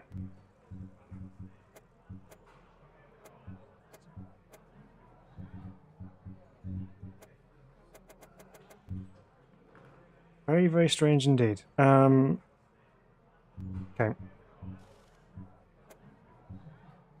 Anything else I can click on to kind of do it? Because sometimes you get some menu bugs on AMS2 where certain things won't work if you've haven't been hovering over the right places and things. But there's nothing else I can really click to just free that up. So I did break it. Yeah, broke it by going too quick. Okay, well we might have to reset then, I think.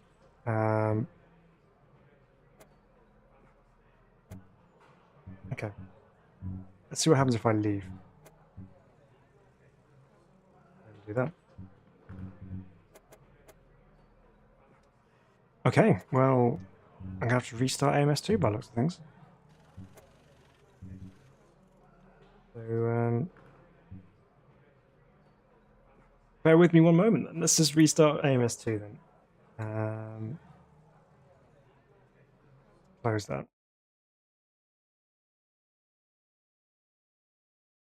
See what happens. Reopen that. Very, very strange, that.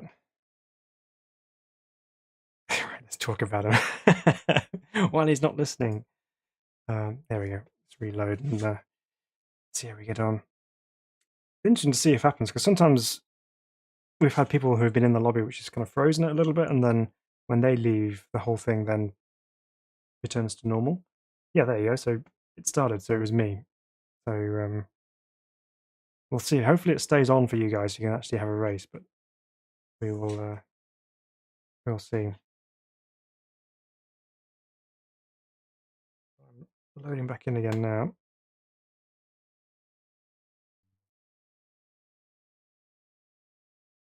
I'll have to see what happens. So we might not be able to join the server if it's gone through the race, because you can't join in a race session. So I might just have to sit out and watch for the time being.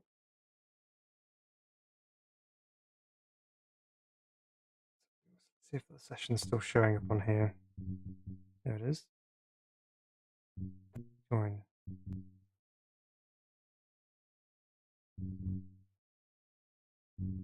Okay. Spectate. Oh, good. We can spectate it. Brilliant. Let's see if we can see what's going on. We'll commentate for this one. It's a shame because I was looking forward to driving the Formula V because that was quite a fun driving experience. Let's see how things are going. Oh, you left the lobby, Sam. Oh, here we go. We're in. Okay, let's go trackside here and see what's going on. So we have Octo currently out in the lead from Ralph. We're already a minute into the race.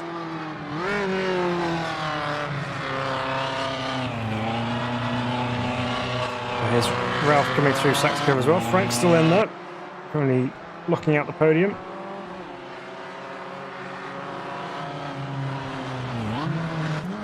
G Markov here as well, who's hot in his case. In pursuit. And Rogerio just coming through the final part of the stadium section now. Sonic's right behind him as well. A bit of a battle forming here. Sonic looking for the inside line to the final corner there. Let's see if he gets to run down to turn 1. Turn 1's not really an overtaking opportunity, so he's going to probably duck back in behind here and see if he can get the run through to the second corner, but we will see. No, he's going to go for it. He's got the move done. Made the apex and the corner. Nicely done for Sonic. Up through into 5th. So he cuts through to the middle part. We've got some more action going on behind as well. That was rather close. Rogerio and Yavor. Here's Aid as well. So we're on to lap 2. Here's the battle for the lead, everybody. Let's go on board somehow. Let's just chase. I'll have to look back. Can I look back? No, I can't. Let's go chase mode with Ralph then, as he hunts down Octo for the lead here. Not much in between them, there's only 4 tenths between first and second, so nice and close on track. Let's see what Ralph's doing here, he's just going to size him up. Ooh, Octo's a little bit wide through turn 1, this could be Ralph's opportunity to get up the inside into turn 2. Thought about it for a moment, but then thought better of it and took back in again. 6.5, well, nearly 7 minutes of the race to go, so plenty of more opportunities to make that move. The Nazi there, which is Frank setting the fastest sector 3. Ooh. Octo's gone very wide into the hairpin there, but also Ralph's gone quite wide on the exit as well. Will Octo get back underneath him? No, but he's carrying a cone with him though. That's going to help his drag. And it's free. So the chase is now on with Octo in pursuit of Ralph. Let's see if we can hunt him back down again. Learn the lines. And a little bit over the curbs on the inside. Good battle up front. Frank's really coming into the mix here as well. Actually, this is going to be 3 for the lead very soon.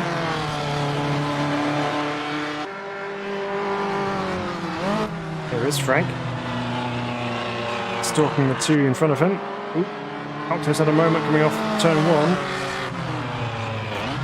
Gives a little bit of emphasis to Frank though, thinking he might have an opportunity at some point here. Just got to keep himself in the right position. He might be able to pick up a spot here.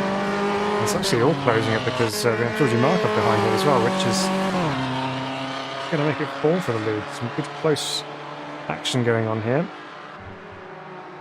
Sliding nicely through the quick left-hander. Hard on the brakes with the hairpin. And that wide line so you can really open up the exit of the corner. They get the power down nice and early. The battle for the lead is still very much on here. 4 tenths between Ralph and Octo. Into Sachs curve they go. Wide from Ralph. Octo thinks of getting the nose at the inside there, but only really one way through this next little left and right section.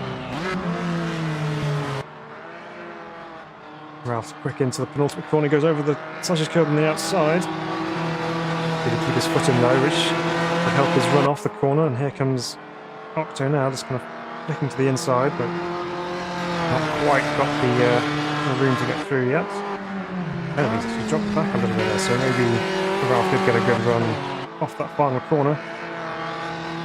Runs very wide over the first corner as well. That probably would be a track limits strike there for Ralph. That's Frank getting on. Perhaps dropped back a touch from the two leaders, but still in touch with them though. You can still see them in front of them, so that's something to aim for.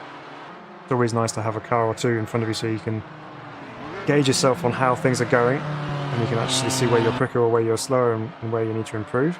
It's always nice to have a target to aim for as well, so that's really helpful. So Sam says, this battle for the leaders why slower cars are better. Yes, you're 100% right, Sam. Ooh, there goes Ralph into the gravel. He's done a battle. Trying to get out of there is not going to be easy. Octo assumes the lead from Frank. That was the patience game that Frank was waiting for to advance another spot. Up into second. Frank's playing in nice and cool here. Let's see. 3 minutes to go. Still time. Jinxed it, says Sam. You give him the commentator's curse. The question is now, can Ralph claw back onto the podium? He's a good 4 or so seconds back from that now.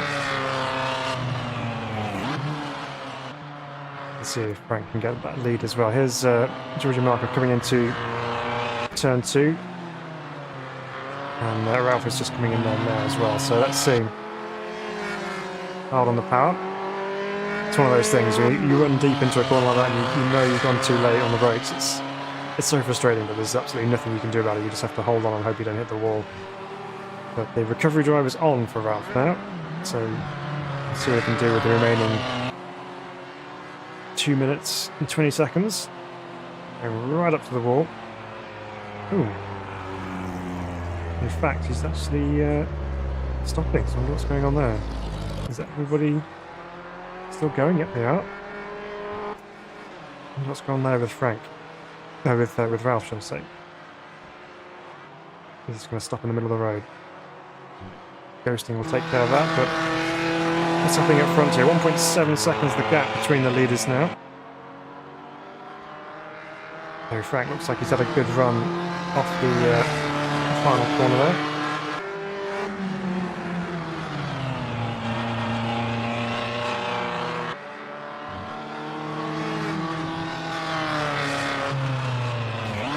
So Ralph's just retired this. I wonder whether he ran out of fuel, perhaps.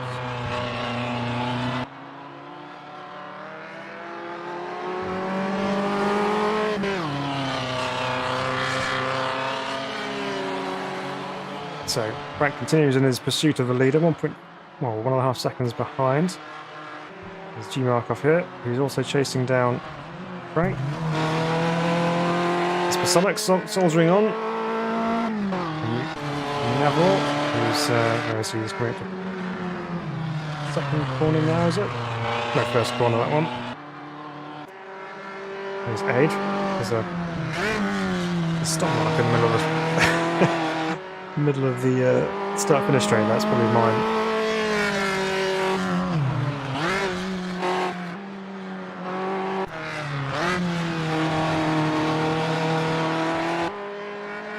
Missing the nose cone on the number 33 car, going up to the second corner. There's the lead battle going on, so Octo's now extending his advantage to around 2 seconds. Through turn 1. Frank's doing his best for the non-bin brigade.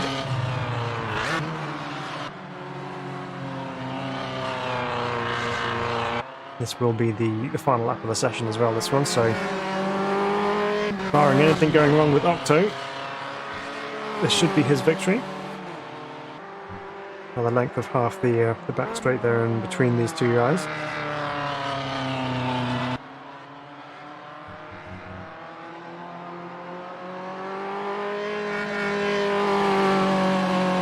nice and smooth now.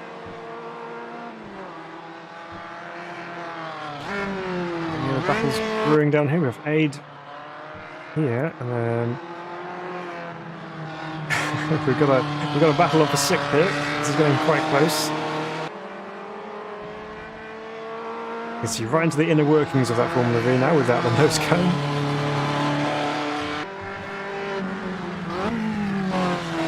Into turn one for the final time. Will there be a change for the final position on the leaderboard? Octo has crossed the line now, ahead of Frank, taking the win. Georgie Markov coming home in third to round out the podium. Nicely done race from those up front. It was good to watch. Here's Bosonic coming home in P4 at the moment. Question is, will Aid Taylor hang on Mr. Georgiadis? Currently, he has the position, but let's see how that goes. We've got the stadium section to go. Just a few more corners to hang on. Or for a few more corners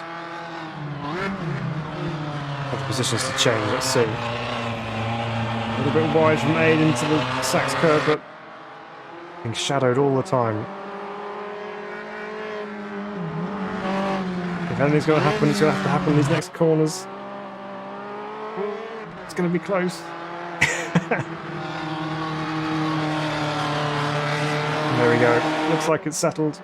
Aid will take P6. Oh, will he? No, he won't. Looks like he's just run out of fuel as well. Oh, just at the end of the line there as well. He almost had it. Well, there we go. So Octo takes the win. And Frank second from Georgie. Anastasios did get the P6 position on the end there. The very last throw of the dice. So Frank says, mad respect to Octo. These cars are proper difficult to be quick with. Fighting all the way. Yeah, it's quite engaged. You get quite a lot of steering movement going on. It's good fun. Well, I hope you enjoyed that race. It was different to be watching it from the sidelines, but anyway, I hope people enjoyed driving that one. Right, let's find something else to drive here. Oh, for whatever reason, I have now lost the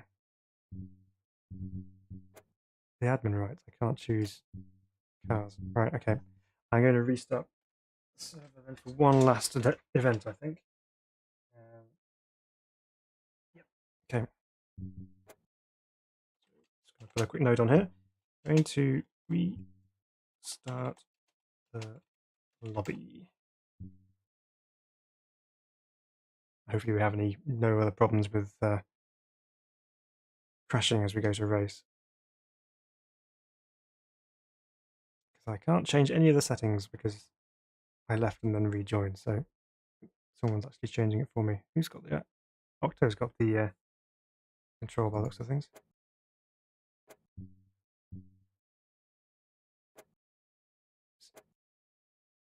Okay, let's...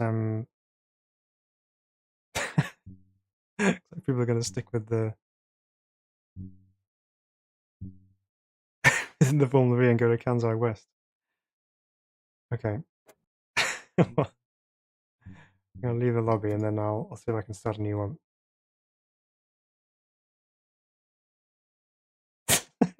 What a weird situation. Okay, let's try again. SRB Low Power.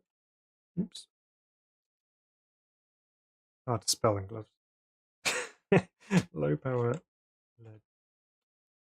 Legend. There we go. Got it. Okay. Just going to set this to something else. What have we got? It's going to be low powered enough and interesting. Right. All stock 79s. Yeah, why not? Let's not do. Let's do Kansai West, shall we? Why not? We'll set that up and see if anyone joins us. If not, then we'll we'll call it an evening. But this is the Opala, so this was not the old stock version, which is the one which is still a little bit broken. These should be still reasonably okay, I think. But let's see if we get people joining in, that would be great. But if not, we'll go for the next one.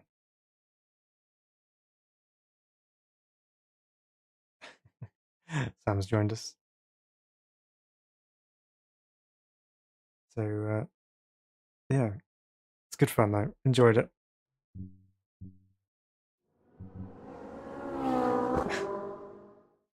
Yanks for the foo. Thanks, Pasonic. Thanks for the £5. That's very, very kind of you. Thanks for the fun. I think that was going to be, but Yanks for the foo works as well. Thank you very much. That's very kind of you. I'm glad you enjoyed it. That's the main thing. We'll do some more another time as well. Of course, we'll keep doing these community races because they are good fun. Seven Below says, "How have you found your pedals, Phil?"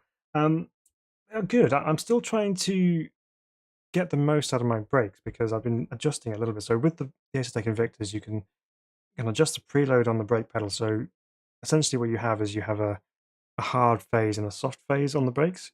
So the hard phase being like just a quick movement of very little resistance, but it's to simulate the pad to disc gap. So normally in a proper race car, you'd have a little bit of pedal travel where you're actually just taking up the slack between the brake pad and the brake disc itself. And then once you hit the brake disc, that's where the real pressure is because obviously you've got that friction going on. So that's when you hit the really solid part of the pedal. So I've been playing around with it a little bit. So I've currently got it set to a little bit of the preload, so it has that gap. So if I just do a quick test now, if you watch the pedal, that there is a little bit of dead movement. So I've not got that set to any kind of brake input whatsoever. And then once I get through that and then push, that's where the braking registers on it.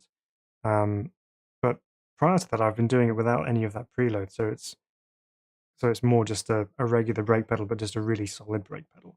So I'm still just trying to play around with it and just trying to see which way works best, or just try and get used to running it this way. It's been okay so far. It's just I'm just trying to dial in the settings. But other than that, I think they're brilliant pedals, and I really am enjoying using them. They're very solid, and I don't have any worries about what the pedals are going to be like in terms of quality or anything. They're just so solid and brilliant. So yeah, really, really good. Sonic says you have 2 servers running. Yeah, apparently so. I don't know how to stop the other one because it's no longer in my control. So it's whenever the person who's looking after it, which I believe is now Octo, he's assumed control of that one. So whatever Octo does now is up to him, but he'll still have the server. Never mind. Okay, so we've not got many people joining in here, but we'll get it started anyway. Even if we only have 4 cars, we'll just go around and have a bit of a laugh. Why not? Oh dear, never mind. Interesting times. Sonic's left as well. We'll see. We'll see if other people join in. If not, then we'll just finish on this one probably. But the old Opala 79 cars around Kansai West, which is the Suzuka West circuit. We'll see how this goes. So Marty says, I haven't had a chance to try out my Invicta pedals yet. No. I bet you're looking forward to it. They are really, really nice. I mean, you can see he's leaning on the brake pedal. I can just really just do all I need to do with my heeling and towing and things, and it's good. You get the same consistency every time you put the brakes on, really, as well. So it's nice. 7 Below's got the General Lee. Cool. I didn't see the. Oh yes, there you are. Sam says, shame about the servers. I think I'll put something on the Riser forums about that pro racing though. Yeah, it was good fun. Shame that it's done that. Obviously, just whatever's going on from my side of things. I just had a bit of a complaint. Oop. Into the camera mode. Right, here we go then. Let's see how this stock car does around Kansai West. Need to get some heat in the tyres as well.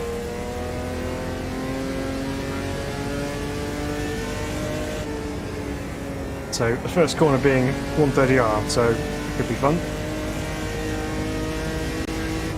And then we're on the brakes hard, as Sam's found out, to get into the right-hander here. No chicane. Just cuts through. And then back on our way down towards the Degners.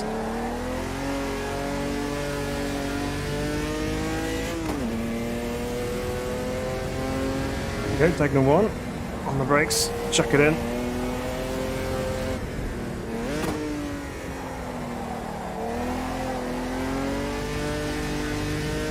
Very nice to that. The old stock is still a little bit oscillating in the middle, but the 79 car is very nicely balanced. It's got that nice 6-cylinder engine as well, of course. But everything happens in slow motion with this car. You chuck it in and you end up on this big long slide. And everything just kind of flows from one corner to the next. It's good fun. Right. On the brakes into spoon. Floated in there.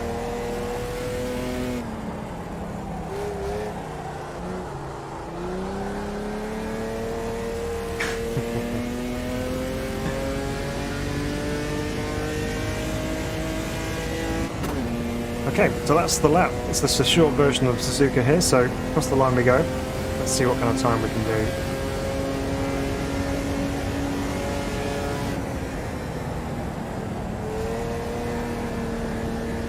Let's balance the car through 130. A little bit of a tap of brakes, and on the brakes much more heavily. As we try and get into here, that's not going to happen. Somehow it hasn't disqualified that lap, but not going to be a particularly quick one anyway because of the trying to get back on track scenario.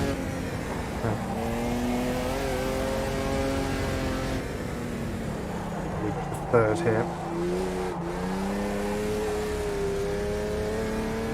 The thing with these low-powered cars, if you've got a car which has got quite a torquey engine, you can just leave it in certain gears and not worry too much about changing gears too often, because you just use that torque to get you out of the corners.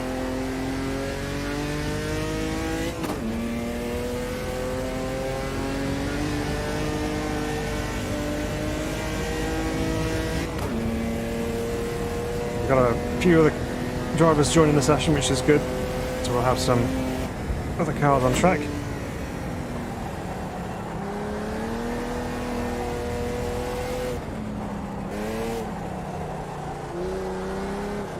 It's this big understeer through there then. Loads of left lock and not much turning going on.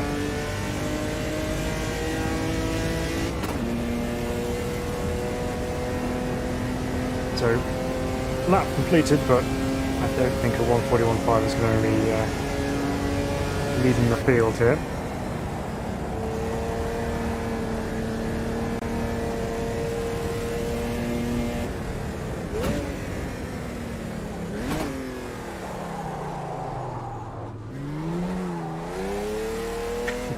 It's a slow corner, that one. It's another one of those where you have to really get on the brakes to get it stopped. Get on them nice and early, that is. Oh, there we go. 1.7 seconds gained already.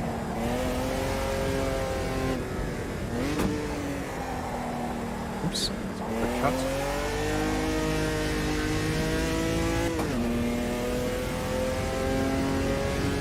Yeah, that's as expected. We've slipped the P2, but it's all good.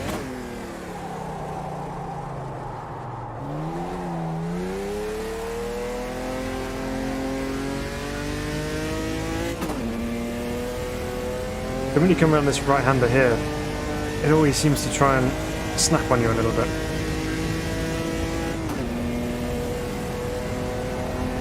It's probably to do with the crest in the road.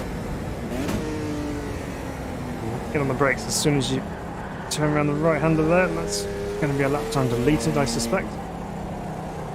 No, apparently not. Pretty slow exit off there. I was too busy thinking of whether my lap time was going to be deleted, but apparently not. It's a bit quicker, 140.1. We'll go quicker than that though, because plenty of time left on the table.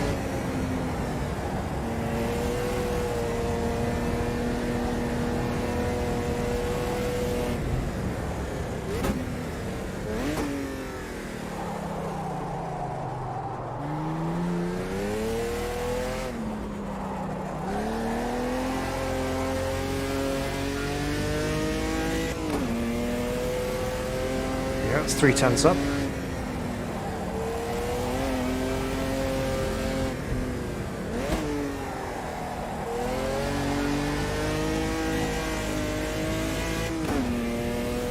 We know where we can gain some time, which is the exit of the spoon curve.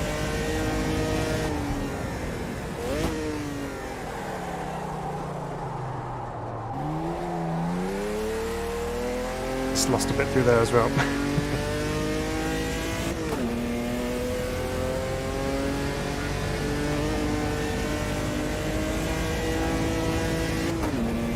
Apparently not, we're actually gained 3/10.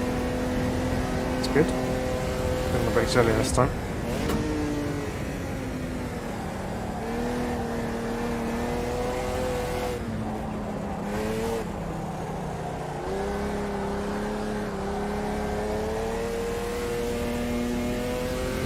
Almost need to just give it way too much throttle to try and get the rear end round just to stop that understeer through that corner. Okay, across the line though. 9/10 up. That was a 139.1. Okay, let's go check in on how everyone else is getting on here. We have Sam here. Coming along quite nicely. 41.2.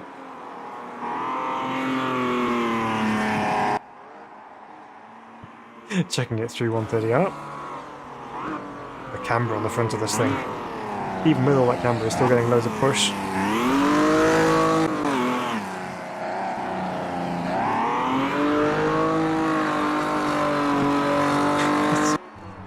Very nicely driven. Here we got another new driver for the server. Not seen this name before. Verteo. Coming up into 130 up. Currently sitting P3. We have Alfa Mino. 48.2. Some ghosting action going on here as well. A couple of drivers battling over the third thing. Rahadal? Yep, maybe. And Pasonic here as well, just camping out at the exit of Degna 2.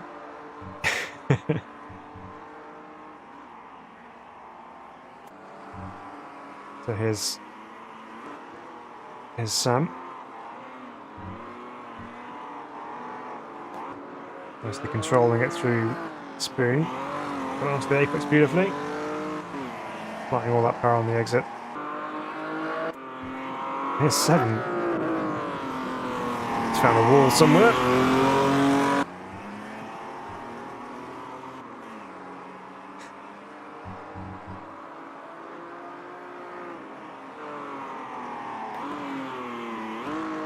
Going into the hairpin he goes then. Currently on a 42.0. Alfa Mineo's pretty close there. 40. Oh, no, it's 43.1. I thought it was 42.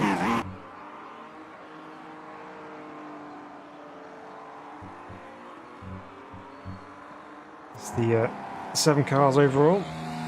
Oh. Should still be a bit of a laugh driving these things around here. It'll be good fun. There's Sonic into something a lap time now. Let's see what he can do. And look to the line. No, didn't seemingly set a lap time there, but never mind. Sure, Sonic can come through.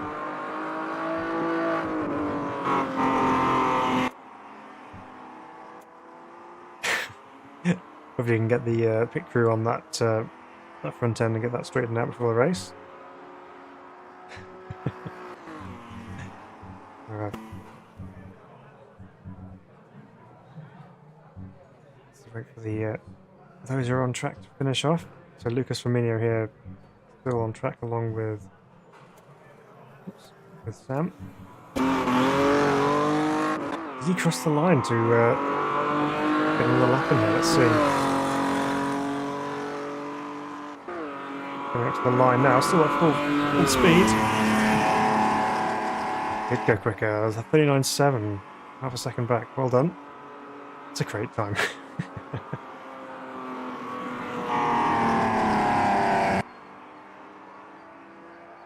There's Lucas, out on track.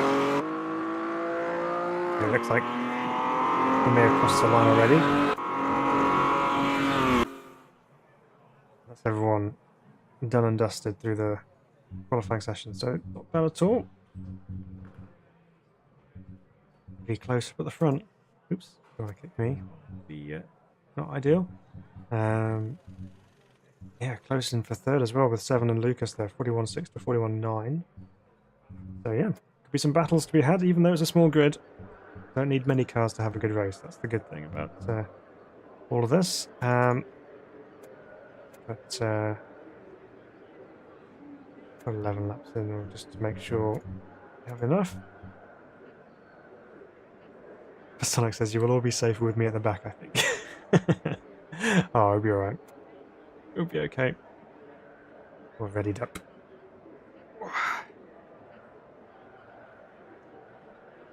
Alright, well, if you have enjoyed the racing this evening, I really hope you have, because it's been good fun. Thank you for those who have joined us on track before and after the server issue, which was a bit weird. But yeah, thank you for everyone joining in, either in the comments, watching along, or on track as well. So a big thank you to all of you guys for being here this evening. And if you've enjoyed what you've seen, please do hit the like button on the stream. Helps get the video seen by more people, so they can hopefully join us for the next community races that we do.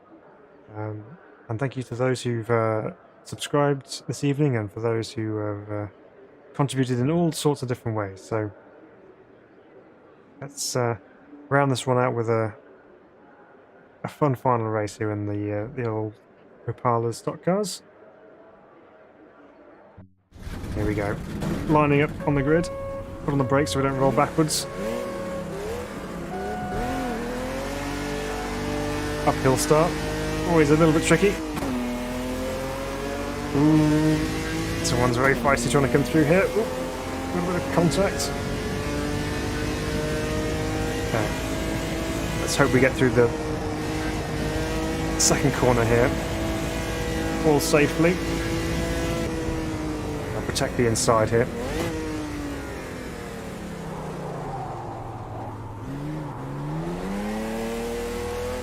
Oh, there's no contact. There was there though.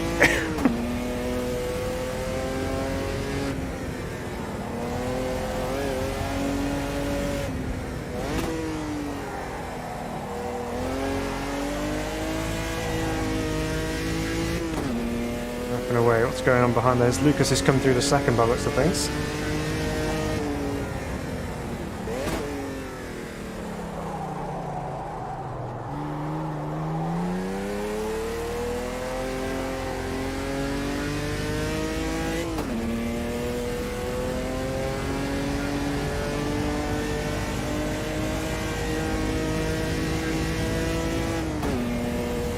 The game crashed at the start for Sonic. Oh no! Some dramas this evening by looks of things.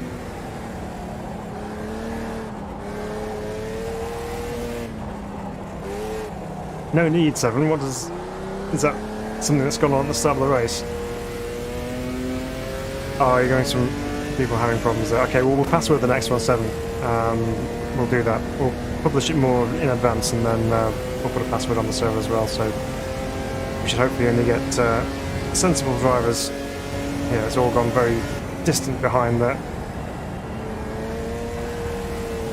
Sorry you got caught up in some wrecking action there, 7.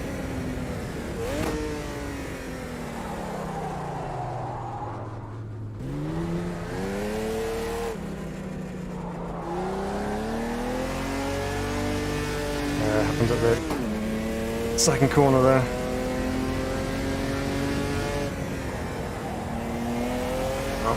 We'll slide this Opala around for a few more minutes and then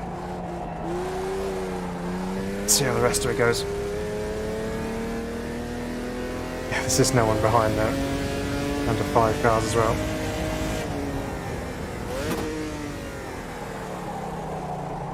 Let's enjoy driving this thing.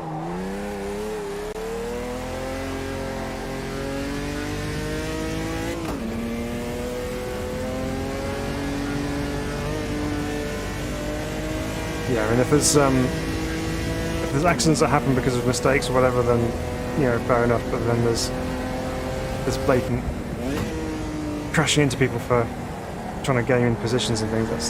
That's not on. I mean, we've had our share of offs this evening as well, but not in the races. Well, not intentionally in the races anyway. But yeah, I will look into doing a password version for the next one. Try and keep it clean.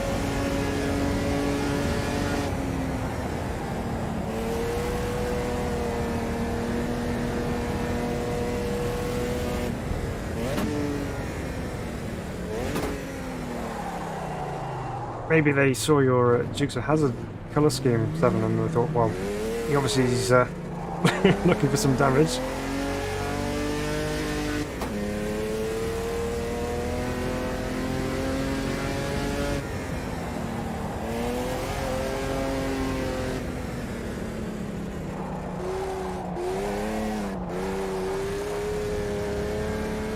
Wide then.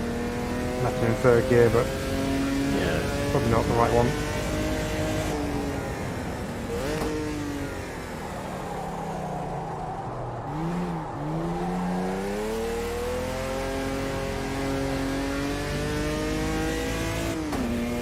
The 3rd gear, flat out. There's a little dipping section of the circuit.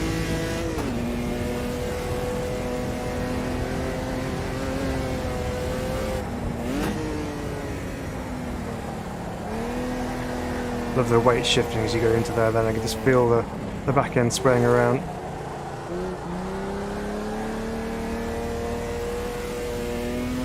The 7 says last lobby crashed. And this night, but unfortunately got no time for another. Yeah, that's fine. This will be the last one anyway, 7, so we'll be calling it after this one. Those pesky Duke boys.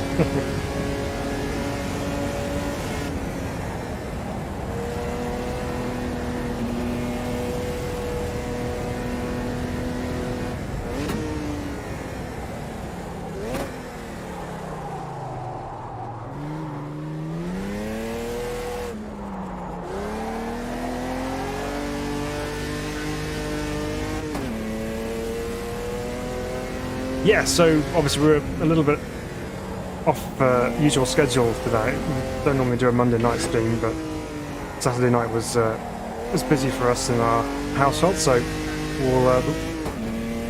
we'll be back next Saturday.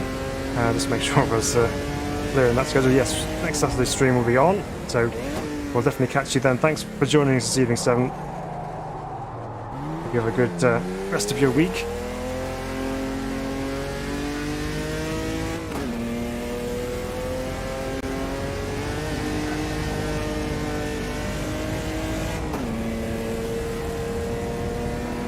And 4 minutes left to go in the race. Trying to set up the slide into the penultimate corner.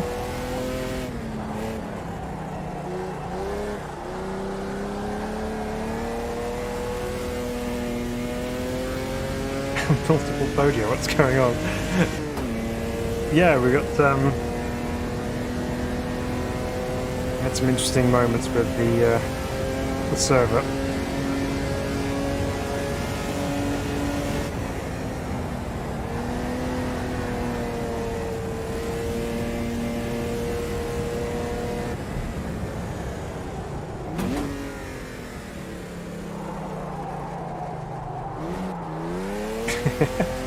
Do you stay in the Formula V's then, Frank?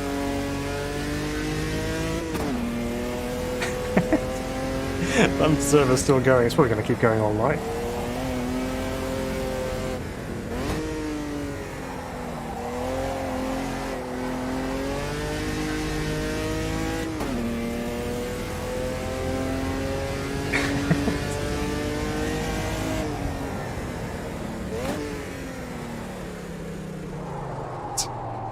2 minutes 15 to go.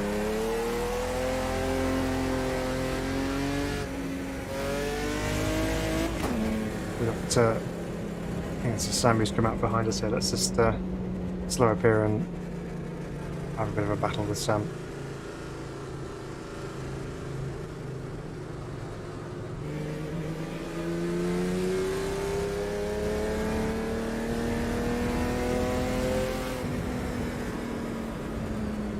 And go through.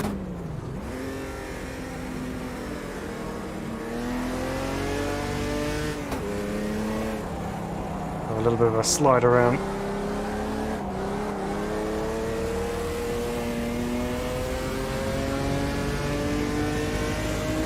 Sam's on the podium now. 3 people dropping out towards the end of the race.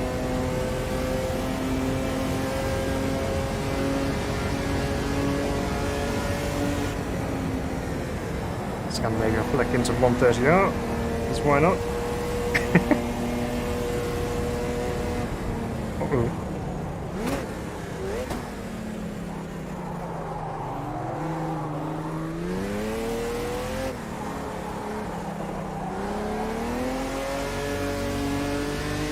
Seven's car still decorating the side of the track there.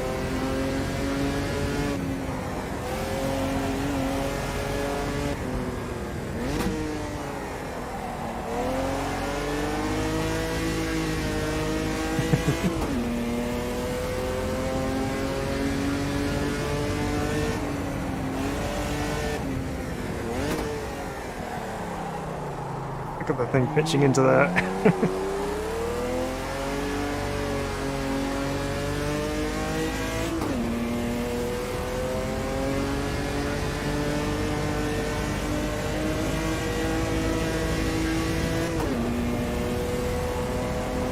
Good pace though, Sam's doing well.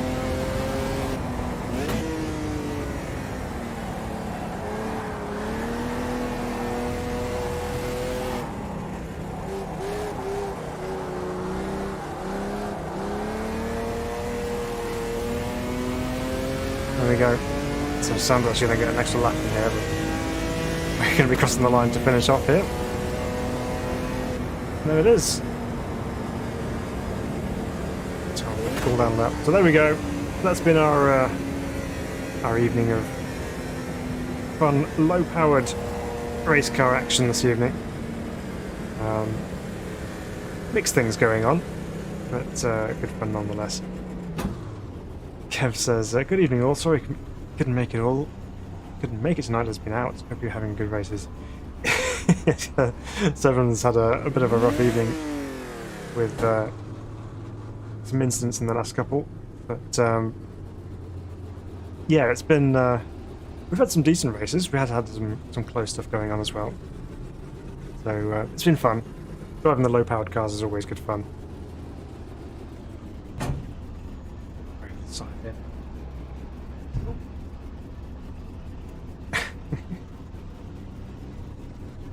Leave her there. But yeah, so it's been good fun. Enjoyed driving some of these cars. I think the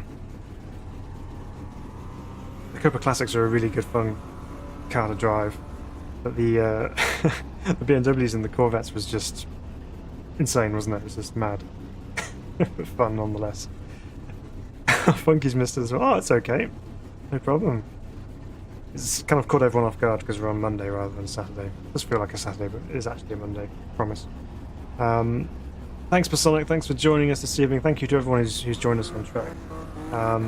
It's been good fun. But yeah, so there we go. That is our action all done for the evening. So, okay, I can return to the lobby. I thought we were gonna have another stalling out moment there, but not to worry. Kevin says, been doing a lot of races with the Mets VR. You guys should come and join. He runs lobbies most evenings. Yeah, I've seen he's been doing a lot. Yeah, there's been a lot going on there. But yeah, I'll have to come over and have a go. Funky, I only do Fusca. We didn't touch the Fuscas tonight. Ooh, it's quite surprising. We didn't actually do any Fusca racing this evening. So yeah, we'll save that for next time. Well, thanks, guys. Thanks for your company this evening. Sam says definitely would run Laguna again. Cheers, Phil. Great to get more involved this week. Hope he wasn't too slow. No, Sam, honestly, brilliant. Really well. He did really well with that. So yeah, big respect for driving with keyboard as well. That's not easy. Um, so good fun. Yeah, well, thanks everybody. We'll be back for some more community races very soon. We'll do a password next time, so we try and keep it cleaner. But good fun nonetheless. We'll be back again with another stream on Saturday evening, doing something or other. I don't know what yet, but we'll figure that out as we go. But yeah, big thank you to everyone who's joined us this evening. And we will see you all very, very soon indeed. Take care of yourselves. But until next time, we will see you very, very soon indeed. So it's bye bye from me. Bye for